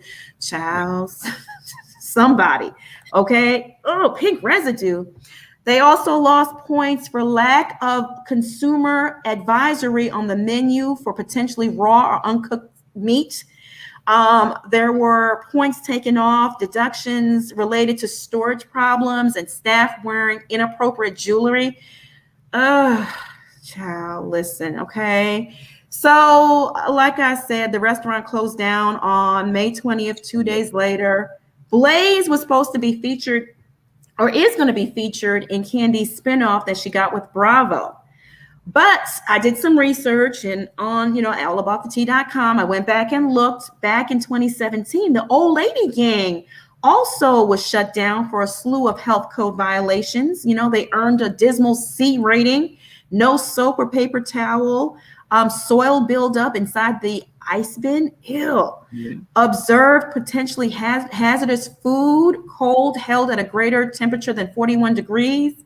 Employees with no hair nets, no hair nets, wet wiping cloths not stored in the sanitizing solution between uses, cutting boards grooved and pitted with no longer, you can't even clean it when it's like that, when it's all pitted and grooved like that. This is just terrible. And then last year, Valentine's Day, there was a shootout at Old Lady Gang. 4 people got shot. So look, if you're not, if the food don't kill you, the gunshots will. Y'all need to be careful down there. What are your thoughts, Schoolboy, about this report?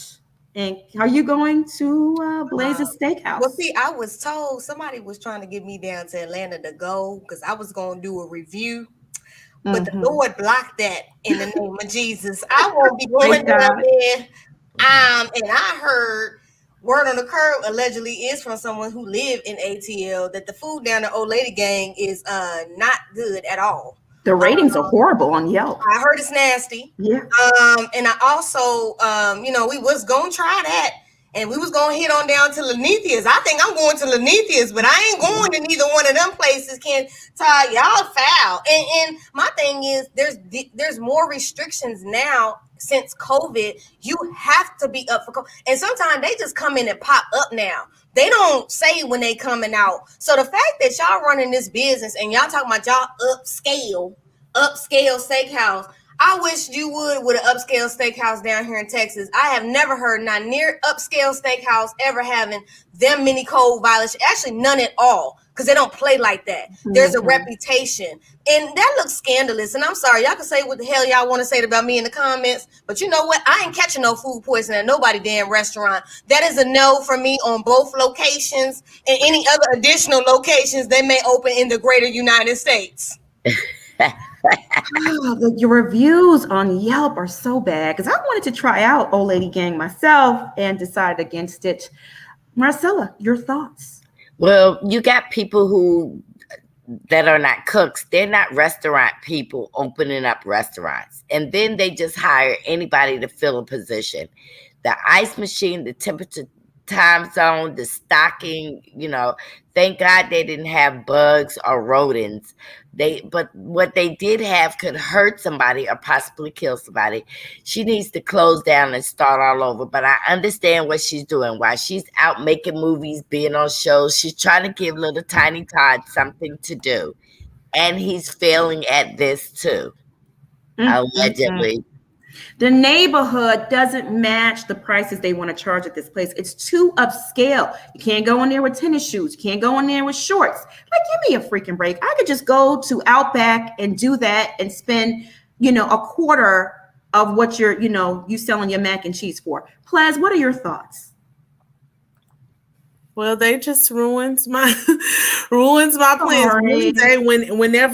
Whenever I feel comfortable enough to get on a plane, because outside is opening up. People act like COVID just has gone somewhere, so I'm not ready to get on a plane yet. But I eventually did have a goal of like wanting to do like a reality TV kind of tour of Atlanta, and I love seafood, so I wanted to try Blaze. I wasn't really interested in Old Lady Gang, but I wanted to try Blaze. I've said it before when we talk about stuff like this. Like, I wanted to go to the lingerie store for Double D's, this show that used to be on Lifetime a few years ago, and I think one of the sisters was on 90 Day Fiance as well. Like, so I just wanted to come and do like a 3-day weekend in Atlanta, but nah, I have line sisters and friends who live there, and they're like, if you want soul food, go to Busy Bee, go to Twisted Soul, so I think I'm going to stick with the good Southern soul food places that have been there 20, 30 years, serving our people. I'm going to let Kandi and them have, I wish them the best. I ain't going to say all restaurants, but lots of restaurants get bad inspections sometimes. I think they got everything back up to code a few days later. But for me, once you fail once, I would prefer, if I have an option of somewhere that hasn't failed, that's where I'm going. I can't, because some of that stuff, like you said, is just, that's hygienic. Pink crust. That means it stayed there for a while. Exactly. They haven't changed that ice bin in a long, for that mold to turn to pink is very dangerous too. Every week, but at the most every 2 weeks. Those freezers and everything are supposed to be shut down. You're supposed to go in, sanitize and stuff, but that lets me know you're too greedy and busy and worried about profit than actually taking care of your machinery and everything that you have behind, because you don't want to take the time to either pay your employees to stay late or even shut down the restaurant. Sometimes a deep clean is necessary, especially in these COVID streets. Like, can't do it. Yeah, and it's simple things. I mean, you're supposed to change that ice bin once a week. Some people do it twice a week. And to let it sit there and let mold and bacteria build up till it forms a pink color. Oh, just nasty. Bishop, what are your thoughts? My initial thoughts is that's sad. And then when you kept reading, that's disgusting. You kept reading some more. I'm like, that's nasty. Mm-hmm. It's sad on the level because they don't care for the people that they're serving. Right. That's the number one. You don't care enough for the people that's patronizing your business to have a clean environment and have healthy, good food on their plate. Mm-hmm. That to me, it seems like you don't care nothing about the regular people. So I would never go to none of her restaurants. I hate to say that because I was looking forward, if I ever go to Atlanta, I was going to go by her place and try it out, especially the steak and seafood one. Mm-hmm. But now that I know that they don't treat their cows and fish right, I won't be going there because that's disgusting on so many levels. And like what Teples is saying, they're just about money. And that's disgusting. And Kandi, this is like time and time again, you keep proving that you're just about money, and you don't care about how you get it by rob, crook, or whatever you have to do. And I don't like people like that. Yeah, and allegedly she used some PPP loan money to fund this new steakhouse. She received between $150,000 to $350,000 in PPP loans that were approved on April 29th in 2020. And it really troubled a lot of people. By the way, True Fund Financial Services was the financial company that worked that loan for her, but she's a millionaire. Her net worth is $30 million, and those PPP loans were put in place to really help people that were struggling in their businesses, not for the wealthy people that have businesses. A lot of wealthy people gave back the money. A lot of them did because it was not intended for wealthy people to take advantage of that system. Meanwhile, you have small struggling businesses that really need the money, that really have no recourse at all, that were denied or their loans were delayed because of people like Kandi. Right. Oh, child. Let's keep this thing moving. Who's up next? Let me see here. Jamal Bryant and his shady behind. So he recently, look at Jamal. Hey, Pastor Holy Whore. He recently he celebrated his 50th birthday party. Mm-hmm. Yeah, he's 50. That's good for 50. And he got on Instagram, look at that post, and he was begging people for money and putting his Cash App in the caption. He says here, 50 years of fly. I guess he was fly back then. I wore a suit my first day of kindergarten. I made my parents find me a briefcase for my first day. Oh, wow. It's all about money from day one. Born for the kingdom and to be a Kappa. Be warned all weekend, I'm about to kill the timeline. And then he puts his Cash App there. This man has made so much money off the backs of his poor congregation. Why are you begging them with your Cash App for more money? He also posted this video where in the caption, he included his Cash App. I was appalled. Yeah, it looks like he had a private dinner in Italy or Spain someplace. Yeah, that's some sort of coast. I don't know if it was Spain or Italy, but it was a private dinner. And do you see who liked the post? His old fling, Phaedra Parks. Those two were an item. What are your thoughts on Pastor Holy Whore begging a congregation for more money? Hasn't these people suffered enough? Come on. I wouldn't be going down there. First of all, putting Nene in there, damn near not. I understand the message is good because somebody told me that they watched and they said the message is good. But I'm sorry, he wouldn't get none of my damn 10%. I'm sorry. I'd rather go give 10% to the homeless outside in the corner before I give Jamal Bryant a damn dime. And then on top of that, you're petty. You online. You up here asking for more money online, sir, and you on the coast of Italy. And I'm in the coast of right here in my backyard. I'm not, sir. Sir. I'm in this one-bedroom apartment. I ain't giving you nada. Y'all go over there and get that man all that money y'all want to, but he is another one always with his hand out and with his hand on the congregation. And Phaedra, we see you. Is he still up in your congregation? That's what we need to know. She want that old thing back, child. Marcella, what are your thoughts on the pastor who already takes advantage of his congregation? You know, they pass around that basket like 4 to 5 times every Sunday. Is that not enough? He makes a big salary. He will be judged harshly. And I like to give to the needy, not the greedy. And for his congregation to sit there and see a setting of a table for a king and give him $1 so he can romance somebody else, or, you know, I bet you he didn't have none of those old women he be with usually. He probably had him a new piece and showing off for the church. Look, they need to throw him in the trash can, but you know what? He does speak good because he has spoke a lot of women out of their panties. Now he needs to hook up with Phaedra, and they need to bring Phaedra back to Atlanta. Then you got a scandal, right? The Lanithia is bomb. Okay, y'all. If you're in Atlanta, check out Nene's establishment, the Lanithia, or you're visiting. What are your thoughts, Plez? Are you going to check out Lanithia? Mm-mm. I knew you would say that. No, I like Nene. I'm not really a bar person. If it, you know, if she set it up as a nice lounge, I don't know. But also, I don't like a big amount of people, and I think it'll be packed for a while.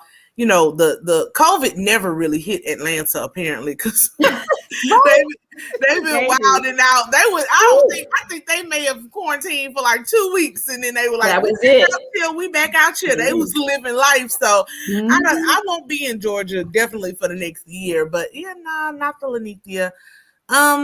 Pastor Jamal. You know, at this point, it's like people have on their blinders, and unfortunately, especially in the church, people do this. You know, unfortunately, people learn to worship the man and not God. I won't say that Jamal doesn't have some good messages. He does. He has the gift of gab. His voice, if nothing else, is definitely anointed. But here's the thing, right? You can use your anointing in good ways, and you can use your anointing in not so good ways.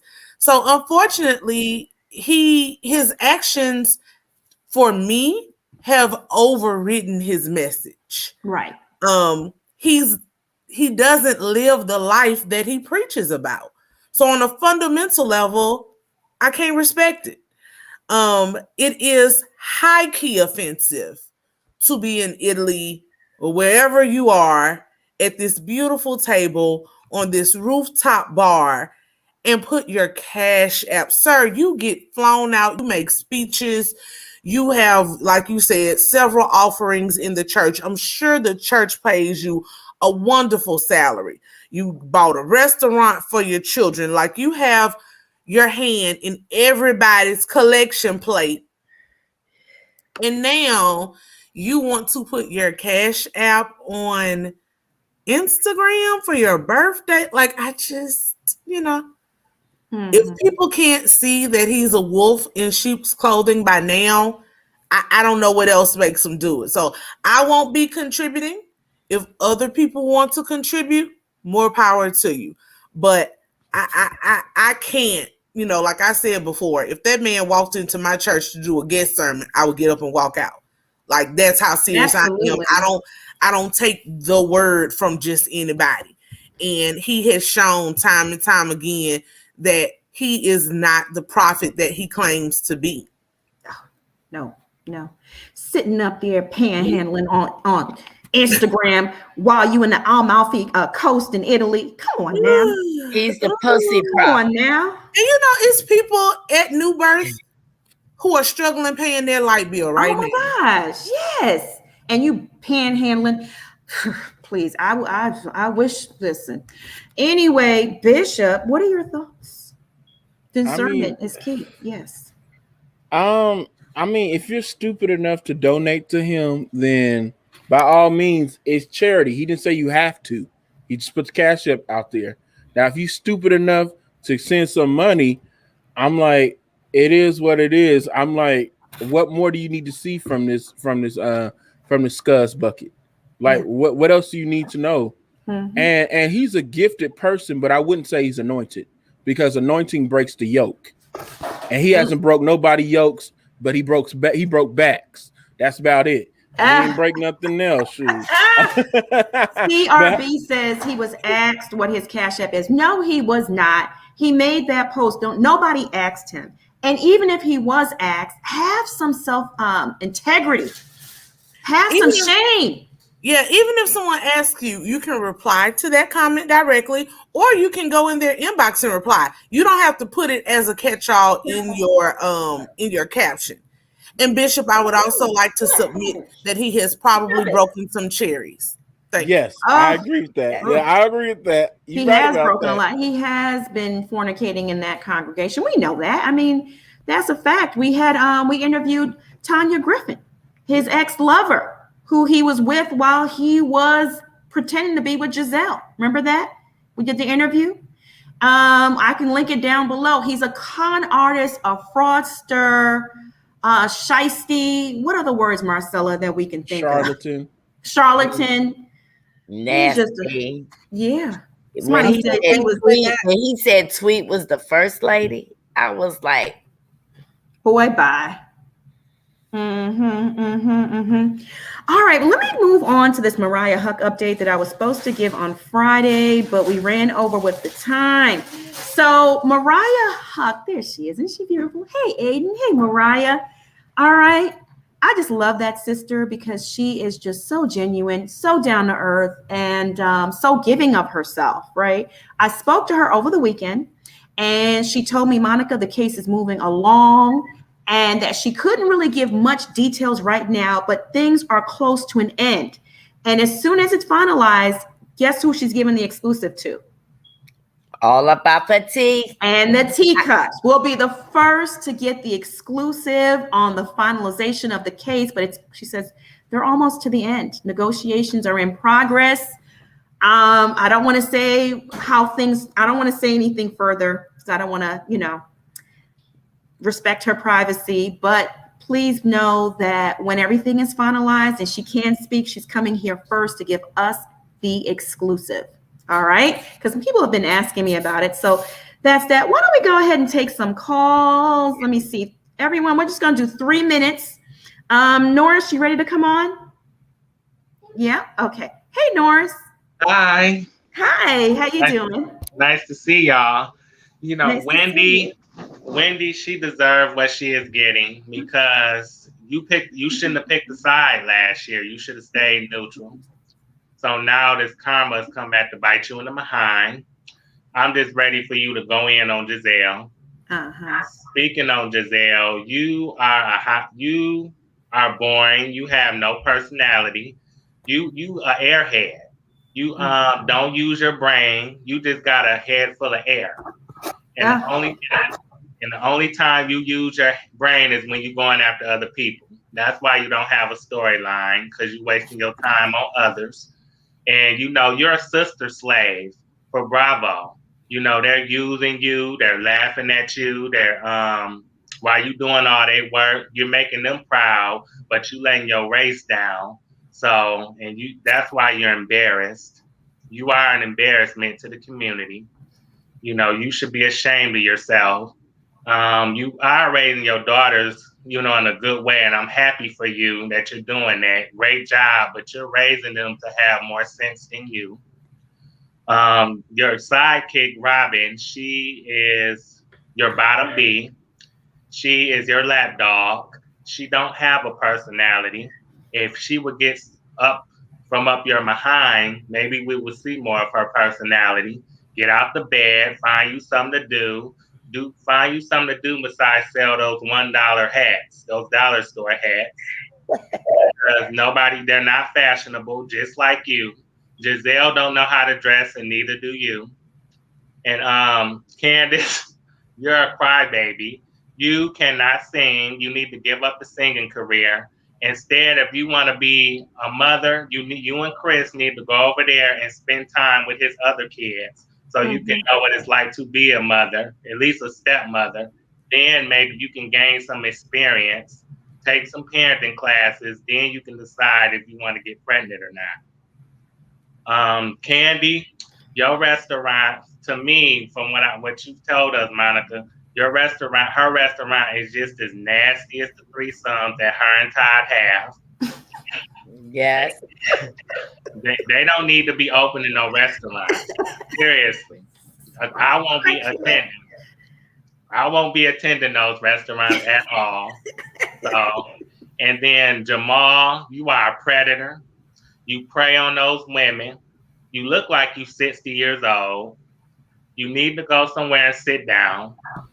And these women are so blind and so dumb to even give you some ill na-na because you don't deserve it at all. You are just pathetic, man. Yes. You're a loser. You just I'm just so disgusted. I don't even know what else to say about him right now. Maybe in the future I'll have some more disses for him. But anyway, Monica, I want to say that your channel and your show is so outstanding that I want to shout. I want more of All About the Tea with Monica and her panel of angels and co-hosts. Because y'all are outstanding together. Thank you. We appreciate you so much. Thank you. Yeah, was that good? Likewise. Yes. You are outstanding as well. Thank you. We love you, Norris. We love you here. Good. Yes, excellent. Yes, that was funny. Very good. I can't. That nasty as the threesomes allegedly. That was gold. That was good. Yeah, that was good. That was real good. STDs, if you ask me. Oh, child, yeah. Okay, now that you mention it, all right. All right, my love. You have a great evening. Have a good night. You too. Bye. Love you all too. Bye. Okay. House of Princess, thank you so much for the super chat. Pastor Holy, who kiss my whole assets begging, right? Just a shame. Shameful. Megan Diaz, thank you so much for the super chat. Next thing, the Paso will be opening an OnlyFans page with Miss Burning Bush. I wouldn't put it past them, okay? Listen. Burning Bush. Ooh, now I might pay for that for 1 month just to see what's. Let's get a jar of dill pickles. Now, if them and Phaedra open one, yeah, I might pay for that. Well, yeah. I'll pay for that. Yes. Yeah, I will pay for that.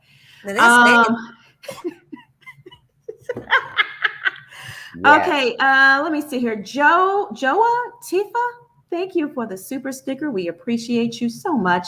Tyra Gardner, thank you for the super sticker. Transform, thank you for the super chat. You all are my favorite kind of divine justice for the petty. I'll be watching the growth of y'all. Well, thank you. We appreciate you.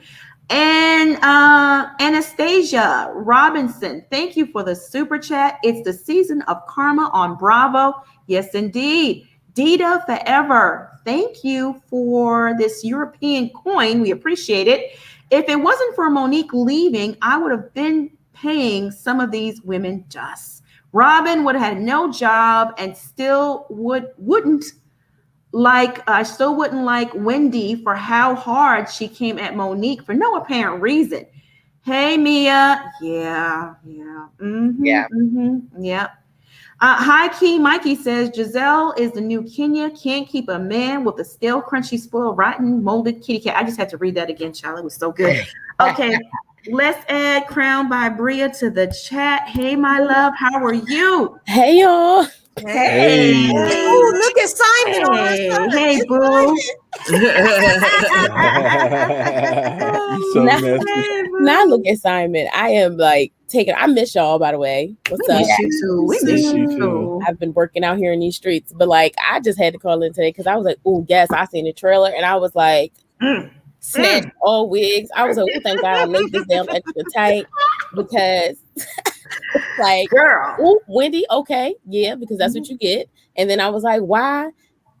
Completely agree with you, Pliz. Why does Gizelle always have to be the one to bring the news of everybody man cheating on them, but she never want to talk about her friend man cheating on them or her other men cheating on her? And she just is so appalled when people come at her sideways about stuff. And at this point, I think the producers are legit, like y'all said, playing with her. Like, we're just gonna, because it's funny. Like, she doesn't have a man, and her man had 6 kids on her. So let's just give her all this information, and she's gonna look stupid. Like, they're going to read her. But then, like, at the end of the day, I just don't understand what's going on with this. But I am here for Wendy. I hope she windmill the mess out that hoe. I just hope she come in swinging, because even if it's true, even if Osefo husband is out here cheating on her with the Caucasian lady, even if that is out here and that's proven to be true, don't talk about my man. I don't care, ma'am.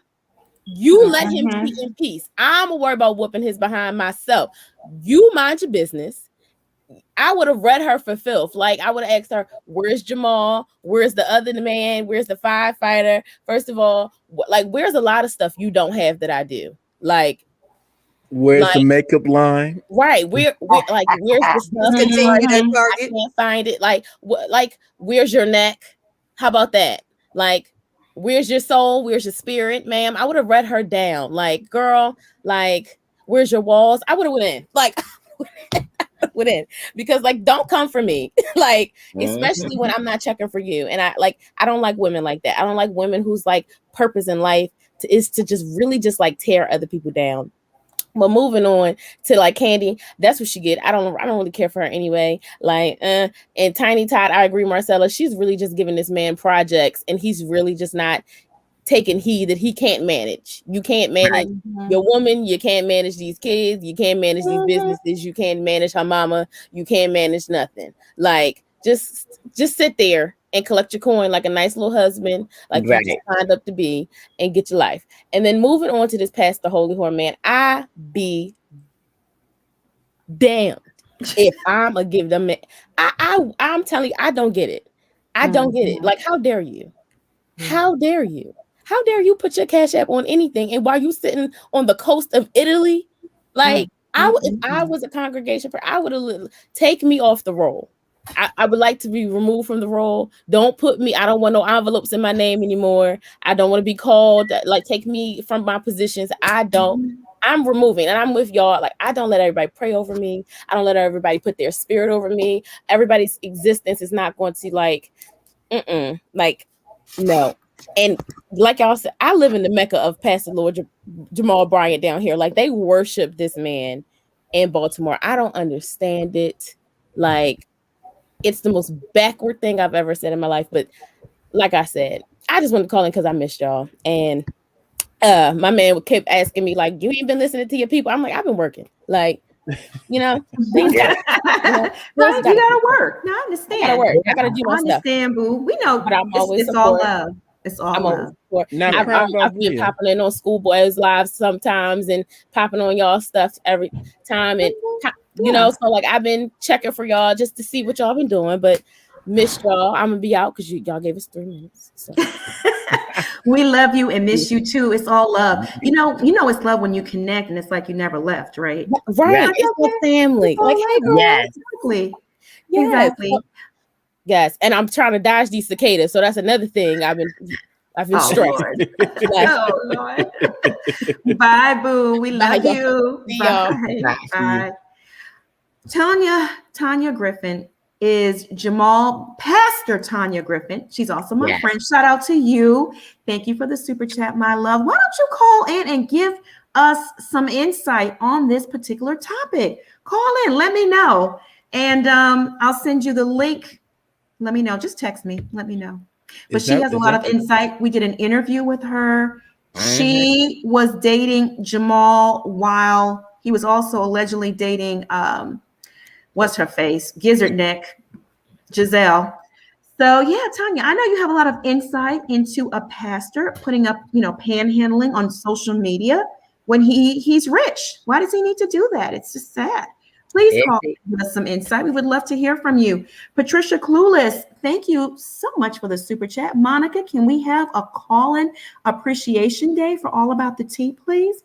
Oh, why don't you text me some more on that? What are your thoughts around that when you say appreciation day? That would be nice. Yeah. Michelle Mateo, thank you for the super chat. Where's the Valtrex, Gizelle? Kandi, close all the restaurants. No one will eat there now. Yeah, somebody said she put her foot in the food. On Twitter.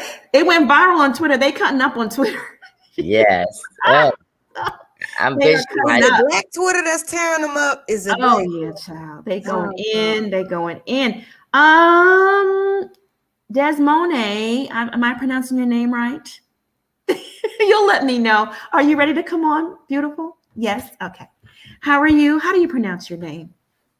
You're on mute. You said it right, Monica. Oh, okay. Good. Okay. Yay. I love when I do. We talked about it the first time I came on. You got it right. You got it. But I'm here in Atlanta. And so I know about the OLG, both of their locations, and Blaze. Oh, tell us. Do tell. Never went. Mm-hmm. The place where they got into that shootout is right here by my house at Camp Creek Parkway. For those that are in the chat that are near here or in Atlanta that come around here, it's Camp Creek Parkway. The other location is downtown. Blaze was, like you said, not in the best neighborhood, not for the prices that they were charging, which is why I never went. And then when I was going to go to OLG, they had that shootout, and I was like, no, ma'am, no, sir. So that right there is just showing how, like, she's good at some businesses. This is just not her realm. Yeah. Sometimes you just have to say, okay, I want to get into things, but let me get someone that knows these things so that I can just be a proprietor and put my money into it, and that be it. You don't have to be over everything, because clearly, as we've heard, she's not running it correctly. And not only does that, her first location, like I said, was downtown. It was the second location that got this this low score. So that makes people look at, okay, well, what is everything else that you're doing? So I wouldn't go there anyway. And so for Blaze to shut down and not even be open for a full year, I'm saying, like, that doesn't look good. Most businesses are open for at least a year. You won't even open that. Not only that, but you have all these violations and things going, like, no, thank you. Second of all, let's speak on Chris. I am a chef. I do have the certifications. As Schoolboy said, I do have a Duns & Bradstreet. I do have an EIN. I have all of that good stuff. There are several things that you have to do to be a chef. Now, can he get in the kitchen and cook? Yes, he can. He can be a homegrown cook. Is he doing it right? Clearly not, because his business is closed that he didn't know. So here we are with these people that are getting into businesses that don't have the proper people around them to run it correctly. And they just want to have their name on something. Take it out for me. Yeah. Absolutely. Yeah, they just want to have their name on something rather than have the right people around them. If you're going to do it right. Do your research. Do the demographics. What is your target audience? Who are you feeding? What is popular around here? What do we not have in Atlanta here? What is popular? How can you change that? You got to look at things like that. Menu items, availability. Those things have to go into account, and that has to go into account, especially Chris's restaurant. And so then we get into all this BS of, now you got to fail restaurant or business venture, and you're trying to figure out why, because you didn't do it right. I'm about done, boy. Okay. Yes, ma'am. Okay. Yes. So I'm going to get off, but I just wanted to hop on here because I was like, that ain't it. Well, we appreciate the perspective of someone down there in Atlanta on the streets. Yeah. Giving us the real. So thank you for calling in. All right. Bye, guys. All right, my love. Bye. Bye. All right, folks, we're going to keep it short. We're going to keep it down to 2 minutes. How about that? Hey, Andrew. He's shaking his head already like, girl, you're going to give me my 3 minutes. I'm going to reclaim my time. Let me go ahead and get started right now. Mariah, you continue to move in secret, and we'll be ready when you have to fire everybody. Kandi, your bad business deals is just as worse as your struggling vocals, okay? Every man wants a woman. Yeah. And let's go right into this trailer. Wendy Osefo, I should say Wendy hell no. Baby, not even a Gorilla Glue gun or a glue can help them nappy tracks that's coming out of that horsehair. And as for you, you should have moved the way the new girl is moving. But you decided to show your ass, just like your booty hole and them lips. And gizzard neck Gizelle, girl, bye. With them fake crocodile tears.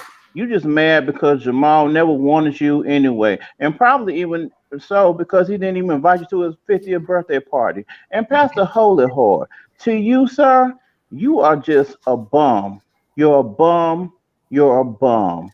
And to everybody is associated with him, they are bums too, who have no business having titles as pastors, as bishops, as anything, as artists. Y'all are bums as well. So I can say that for the new Real Housewife of Potomac, this is going to be a hot mess, and I cannot wait for this drama. Karen, I want you to slay everybody. Robin, you ought to be thanking Monique every day for your boring self because you are boring. And as for Gizelle, go back to your mobile rental home where you are. Okay, that's it. Bravo! Look at that. You did it in under 2 minutes. Listen, you was ready. A lot. You was ready. I've been ready now. Monica, I love you. And the angels. I love you and too. you angels are panels. Look at angels. Look at y'all. I love you too. All the halos. Go ahead. I can see your halo. we have a special request of that fire. Well, fire. Bump, bump, bump, bump, bump, bump. Giselle is burning. She stay burning. Oh, child. Stay burning. I love you, Andrew. Love y'all. What am I going to do with you? Bye, boy. Bye. He is so funny. Asada, thank you so much for the super chat. I still can't believe my friend said Pastor Jackass like Denzel Washington. That's an insult to Denzel. Yeah. Okay, whose phone is that? Who's that? That was Marcella. No? Who was that? You, Plus?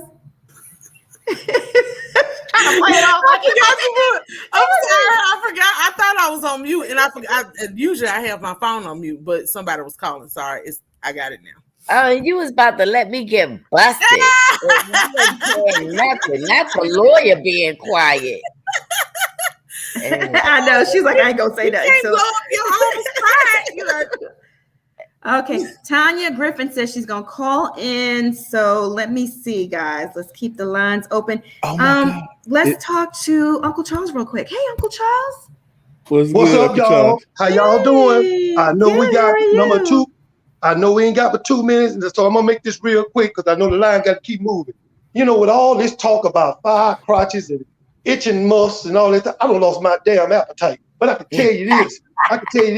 You know, people need to stop messing with nasty people. You know they nasty. You know they burning hot. You know, our junior pastor, he did the same thing too, messing with a loose woman out there. Oh, I should have known something was damn wrong when he stopped talking to us out there in front of the church. And then we go in there and he's scratching his marbles behind the pew.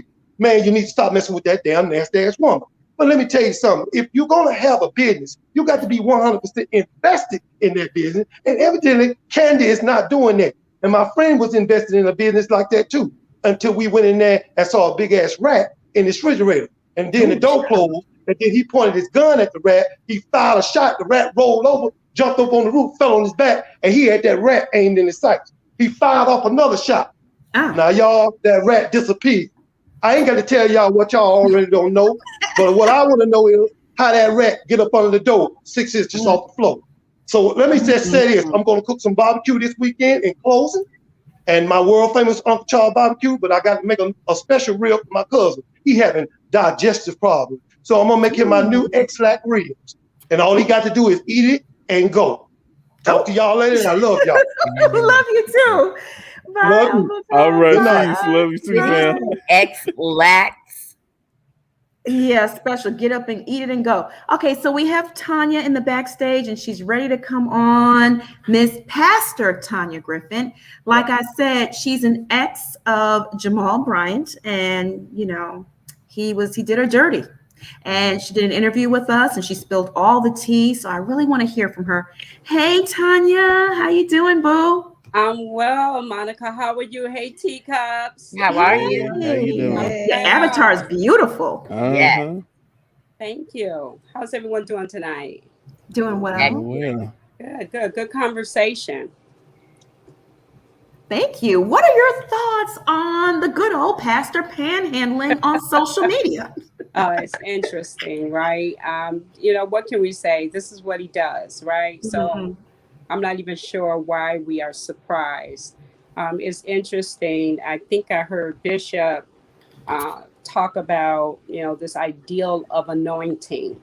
And so we usually say that, right? When we think someone is gifted and talented, we believe they're anointed.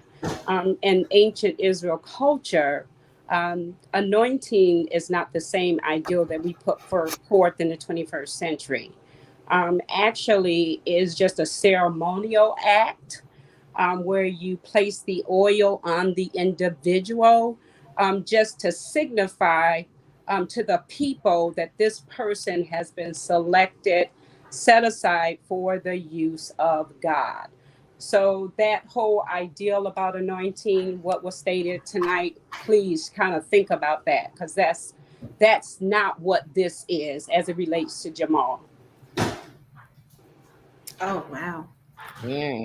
That's deep. That's what an education on anointing and the truly anointed. And apparently, Pastor Jamal Bryant is not. You know what I wanted to call him. Yeah, I know. Being Go good. ahead. You can do it. I'm being good for you. Go right ahead. You can do it. Good for you. So even if you get an opportunity, you should look at 1 Samuel chapter 8. This is right in line with what God said to Israel, is that this is why you don't want a king. You don't want a king because what a king will do, he will reign over you. He will claim all of his rights. He will take your sons and your daughters and make them servants. And he's going to also take chariots and horses. So this ideal about putting out the CashApp and, going away to Italy and showing all the extravagance, we believe that's what we're supposed to do, right? This ideal about this is how God blesses us. But this is, if you contrast this side by side with 1 Samuel chapter 8, Jamal is doing exactly what God warned Israel, you don't want a king. And so he's right in line with that. So don't be surprised. Go ahead, preach it. Yeah, Pastor, who do you think he took to Italy with him? I'm not sure. I'm quite sure. I think you raised or you made the statement about someone else could be there with him new. And that's just his thing. I mean, I think all of us have followed Jamal in some way or another, right? And we understand that it seems like, he's always on to the next one. So, so I'm not sure about that. Nevertheless, do I care? But yes. I thank God that he saved your beautiful self. I love it when God spoke to you. I love it. I really do. Yeah. And, and I'm thankful that the Lord pulled me out of that, right? Yes. And you can't see what you can't see when you're in it, right? Absolutely. And sometimes God wants us to look at it, but we rather turn away and look the other way and think it's not what God is saying about a particular person or a particular situation. So in this case, I'm really happy that the Lord, laid his hand upon me, opened my eyes, and I agreed with what the Lord was showing me, and I got out. Yes. Thank God. And I have to say, congratulations is in order. Pastor is now Dr. Tanya Griffin. She has completed her doctoral degree. Yes. And at the prestigious University of Rochester as well. So kudos to you, sister. I love everything you're doing. And I can't wait for us to talk. I'm doing an interview with Tanya on her radio show, and we're going to key it up. I'll send out the link and promote it heavily. So I'm excited about that. Thank you for calling in. Oh, you're more than welcome. And I love you, Teacups. This is a great panel. I think that you're unmatched as it relates to other panels that are out there. So keep on doing what you're doing, Monica. I love you. Wow. Thank you so much, sis. Much respect. Thank you. Yes. Love her. Yes. Bow down to the queen. Okay, my love. You have a wonderful evening, and I'll call you afterwards. Okay. Likewise. Everyone. Okay. All right. Bye-bye. All right, y'all. Let's take maybe one more caller before we wrap things up. Can you pronounce your name for me, my love? I don't want to get it wrong. Hi, it's Cephas. Can you guys hear me? Yes. Cephas. Oh, wow. That's beautiful. Thank you. Welcome. All right, so I see the timer. I just want to talk about with Gizelle. I think she's kind of cancerous to the show. I think that Potomac has the potential to really showcase Black wealth at its best. And I think that every time there's a new girl on the scene, she has to tear them down. And I think with her and Robin, just make Robin a friend of the show and just get rid of Gizelle altogether. There's no reason why Monique should have even left in the first place. With Mia Thornton, I think that I was kind of on the fence with her about initially, but after seeing the preview, I'm really excited to see what she brings to the table. And what's the new girl, Oscar? Oscar.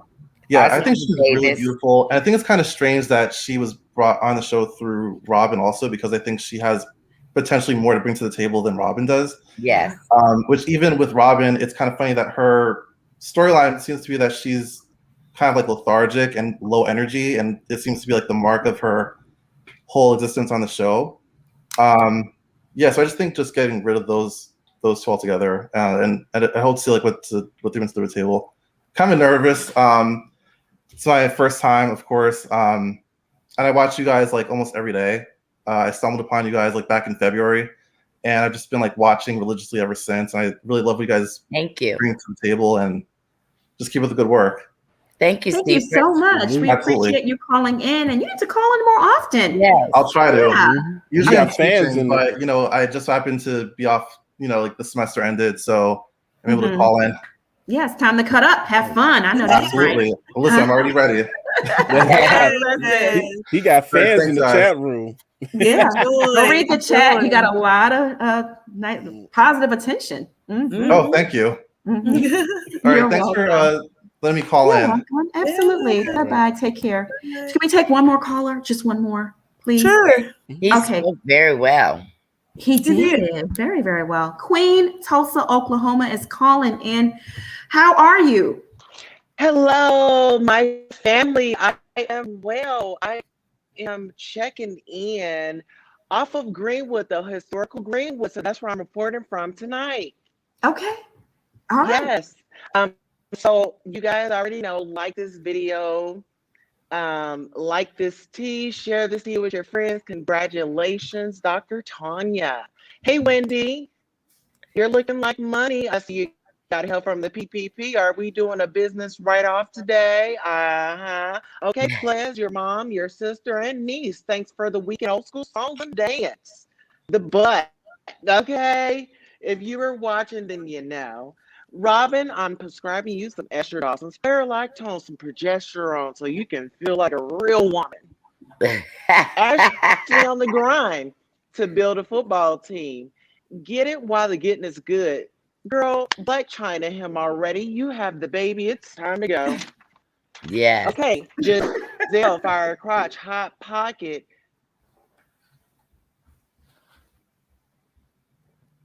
Did you freeze? Did we freeze? I just got some news. Okay. Okay, Gizelle, Firecrotch, Hot Pocket, Gang Bang, Threesome, Swinging, at Round Atlanta. Okay. I have a fine. No. I have a fire extinguisher, guys. From what I'm hearing in my ear, they are saying that her crotch is on fire. Okay, back to the story. Let's all pray. Let's all pray for a coolant to Giselle's panties. Okay, a little weed, hurtful thoughts. That'll get her to our Robin. Robin, your friend is gonna portion you. And listen, everybody, let's gloat in all the exclusives reported by none other than All About the Tea. Okay, calling all side baby mamas, calling to All About Tea to get your justice. We're gonna get you your justice. Just go ahead, feel free. Listen, if you have any tea, if you want to share some tea, if you are a side chick, if you are dealing with Jamal Bryant, we want to hear from you and everybody out there. Okay, Yes, Gizelle, we have do. you been okay? I heard word on the curb. Gizelle, have you been hanging around Jessica lately? The people are saying you're getting a reading and they saw you guys at the Red Martini on Monday at 10 p.m. Mother Karen, read the penicillin out of Gizelle. And ain't no mountain high enough, ain't no valley low enough for you to feel it on everybody's time. This is your show and continue to let us know. Jamal, where's the OnlyFans? We're waiting for the OnlyFans. We've got your cash out. We've been to your church. We've been flirted on. I mean, you didn't talk sexual to us. Okay, where's the OnlyFans? We're waiting. All right, Yeah. and that's all we have from Tulsa, Oklahoma on Greenwood. Well, thank you for calling in and giving your report on site there out there in Tulsa, Oklahoma. We appreciate you. Stay safe out there, okay, Queen? Yeah. All right. Will do. Okay. Hide your man. Giselle's on the loose. All right.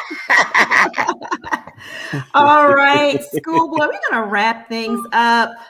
Schoolboy, where can they find you? Oh, you can find me on my YouTube page at Schoolboy. You can also find me on Twitter, where it's live over there, at school_boy, and on my Instagram, but not in my DMs, at school_boy_2021. Y'all have a blessed day. Okay. All right. Marcella, where can they find you?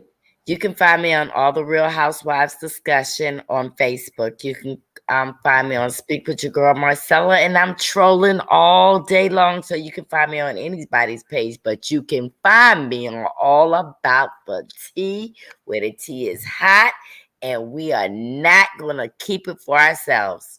All right now. Plez, where can they find you?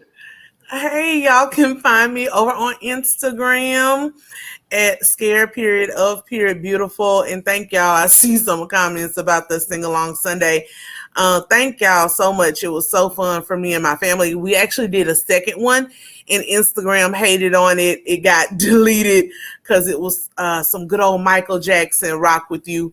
But I'm glad you all enjoyed the first one. And I am also here on YouTube. My YouTube channel is Scared of Beautiful, just spaces, no periods. All right. Now, y'all go follow the panel. Bishop, where can they find you? Monday through Friday. Meet me at the mall. I'm playing. You can It's going down. Right. You said meet me or find me. Well, you can Monday through Friday at 3 p.m. Pacific Standard Time. You can find me here on YouTube at The Bishop with 2 E's. And you can also find me on Twittergram, which is Instagram and Twitter, at Bishop Redpill. All right. Shout out to Helene Esley. Thank you so much for the super chat. I don't understand why Kandi didn't hire people from the culinary school and a professional chef, and also a good GM, not Todd moonlighting as a GM too, trying to kill people. But anyway, I digress. Teacup fam, please like and share this video and subscribe to All About the Tea. I want to thank each and every one of you for tuning in tonight. We appreciate, we love you and enjoy you guys so much. Mods, thank you for holding down the chat as usual. Can you please send me a text? All the mods, my number's right here. Please text me I'm forming a mod group, text group anyway, until I can recover my Instagram, which I'm working on. Everyone that sent in a super chat or a cash app this evening, I want to thank y'all so much for helping us keep the lights on. Your love and support means the world to us. We appreciate you. I want y'all to stay safe out there. Be blessed. We'll be back here tomorrow night. Same time, same place. All right. Spilling some more tea. Gosh, this week has been crazy already with the tea. Oh, my goodness. Yes. Oh, goodness gracious. Yes, the teacup overfloweth, Monica. Yeah, the tea overfloweth, and that's great. I'm happy for it, okay? Yeah. We appreciate it. Yeah. If you want to be stupid, we'll cover it. Oh, absolutely. And I always say we don't make the news, we just report it. Yeah. Bye, everyone. I love you, panel. Bye.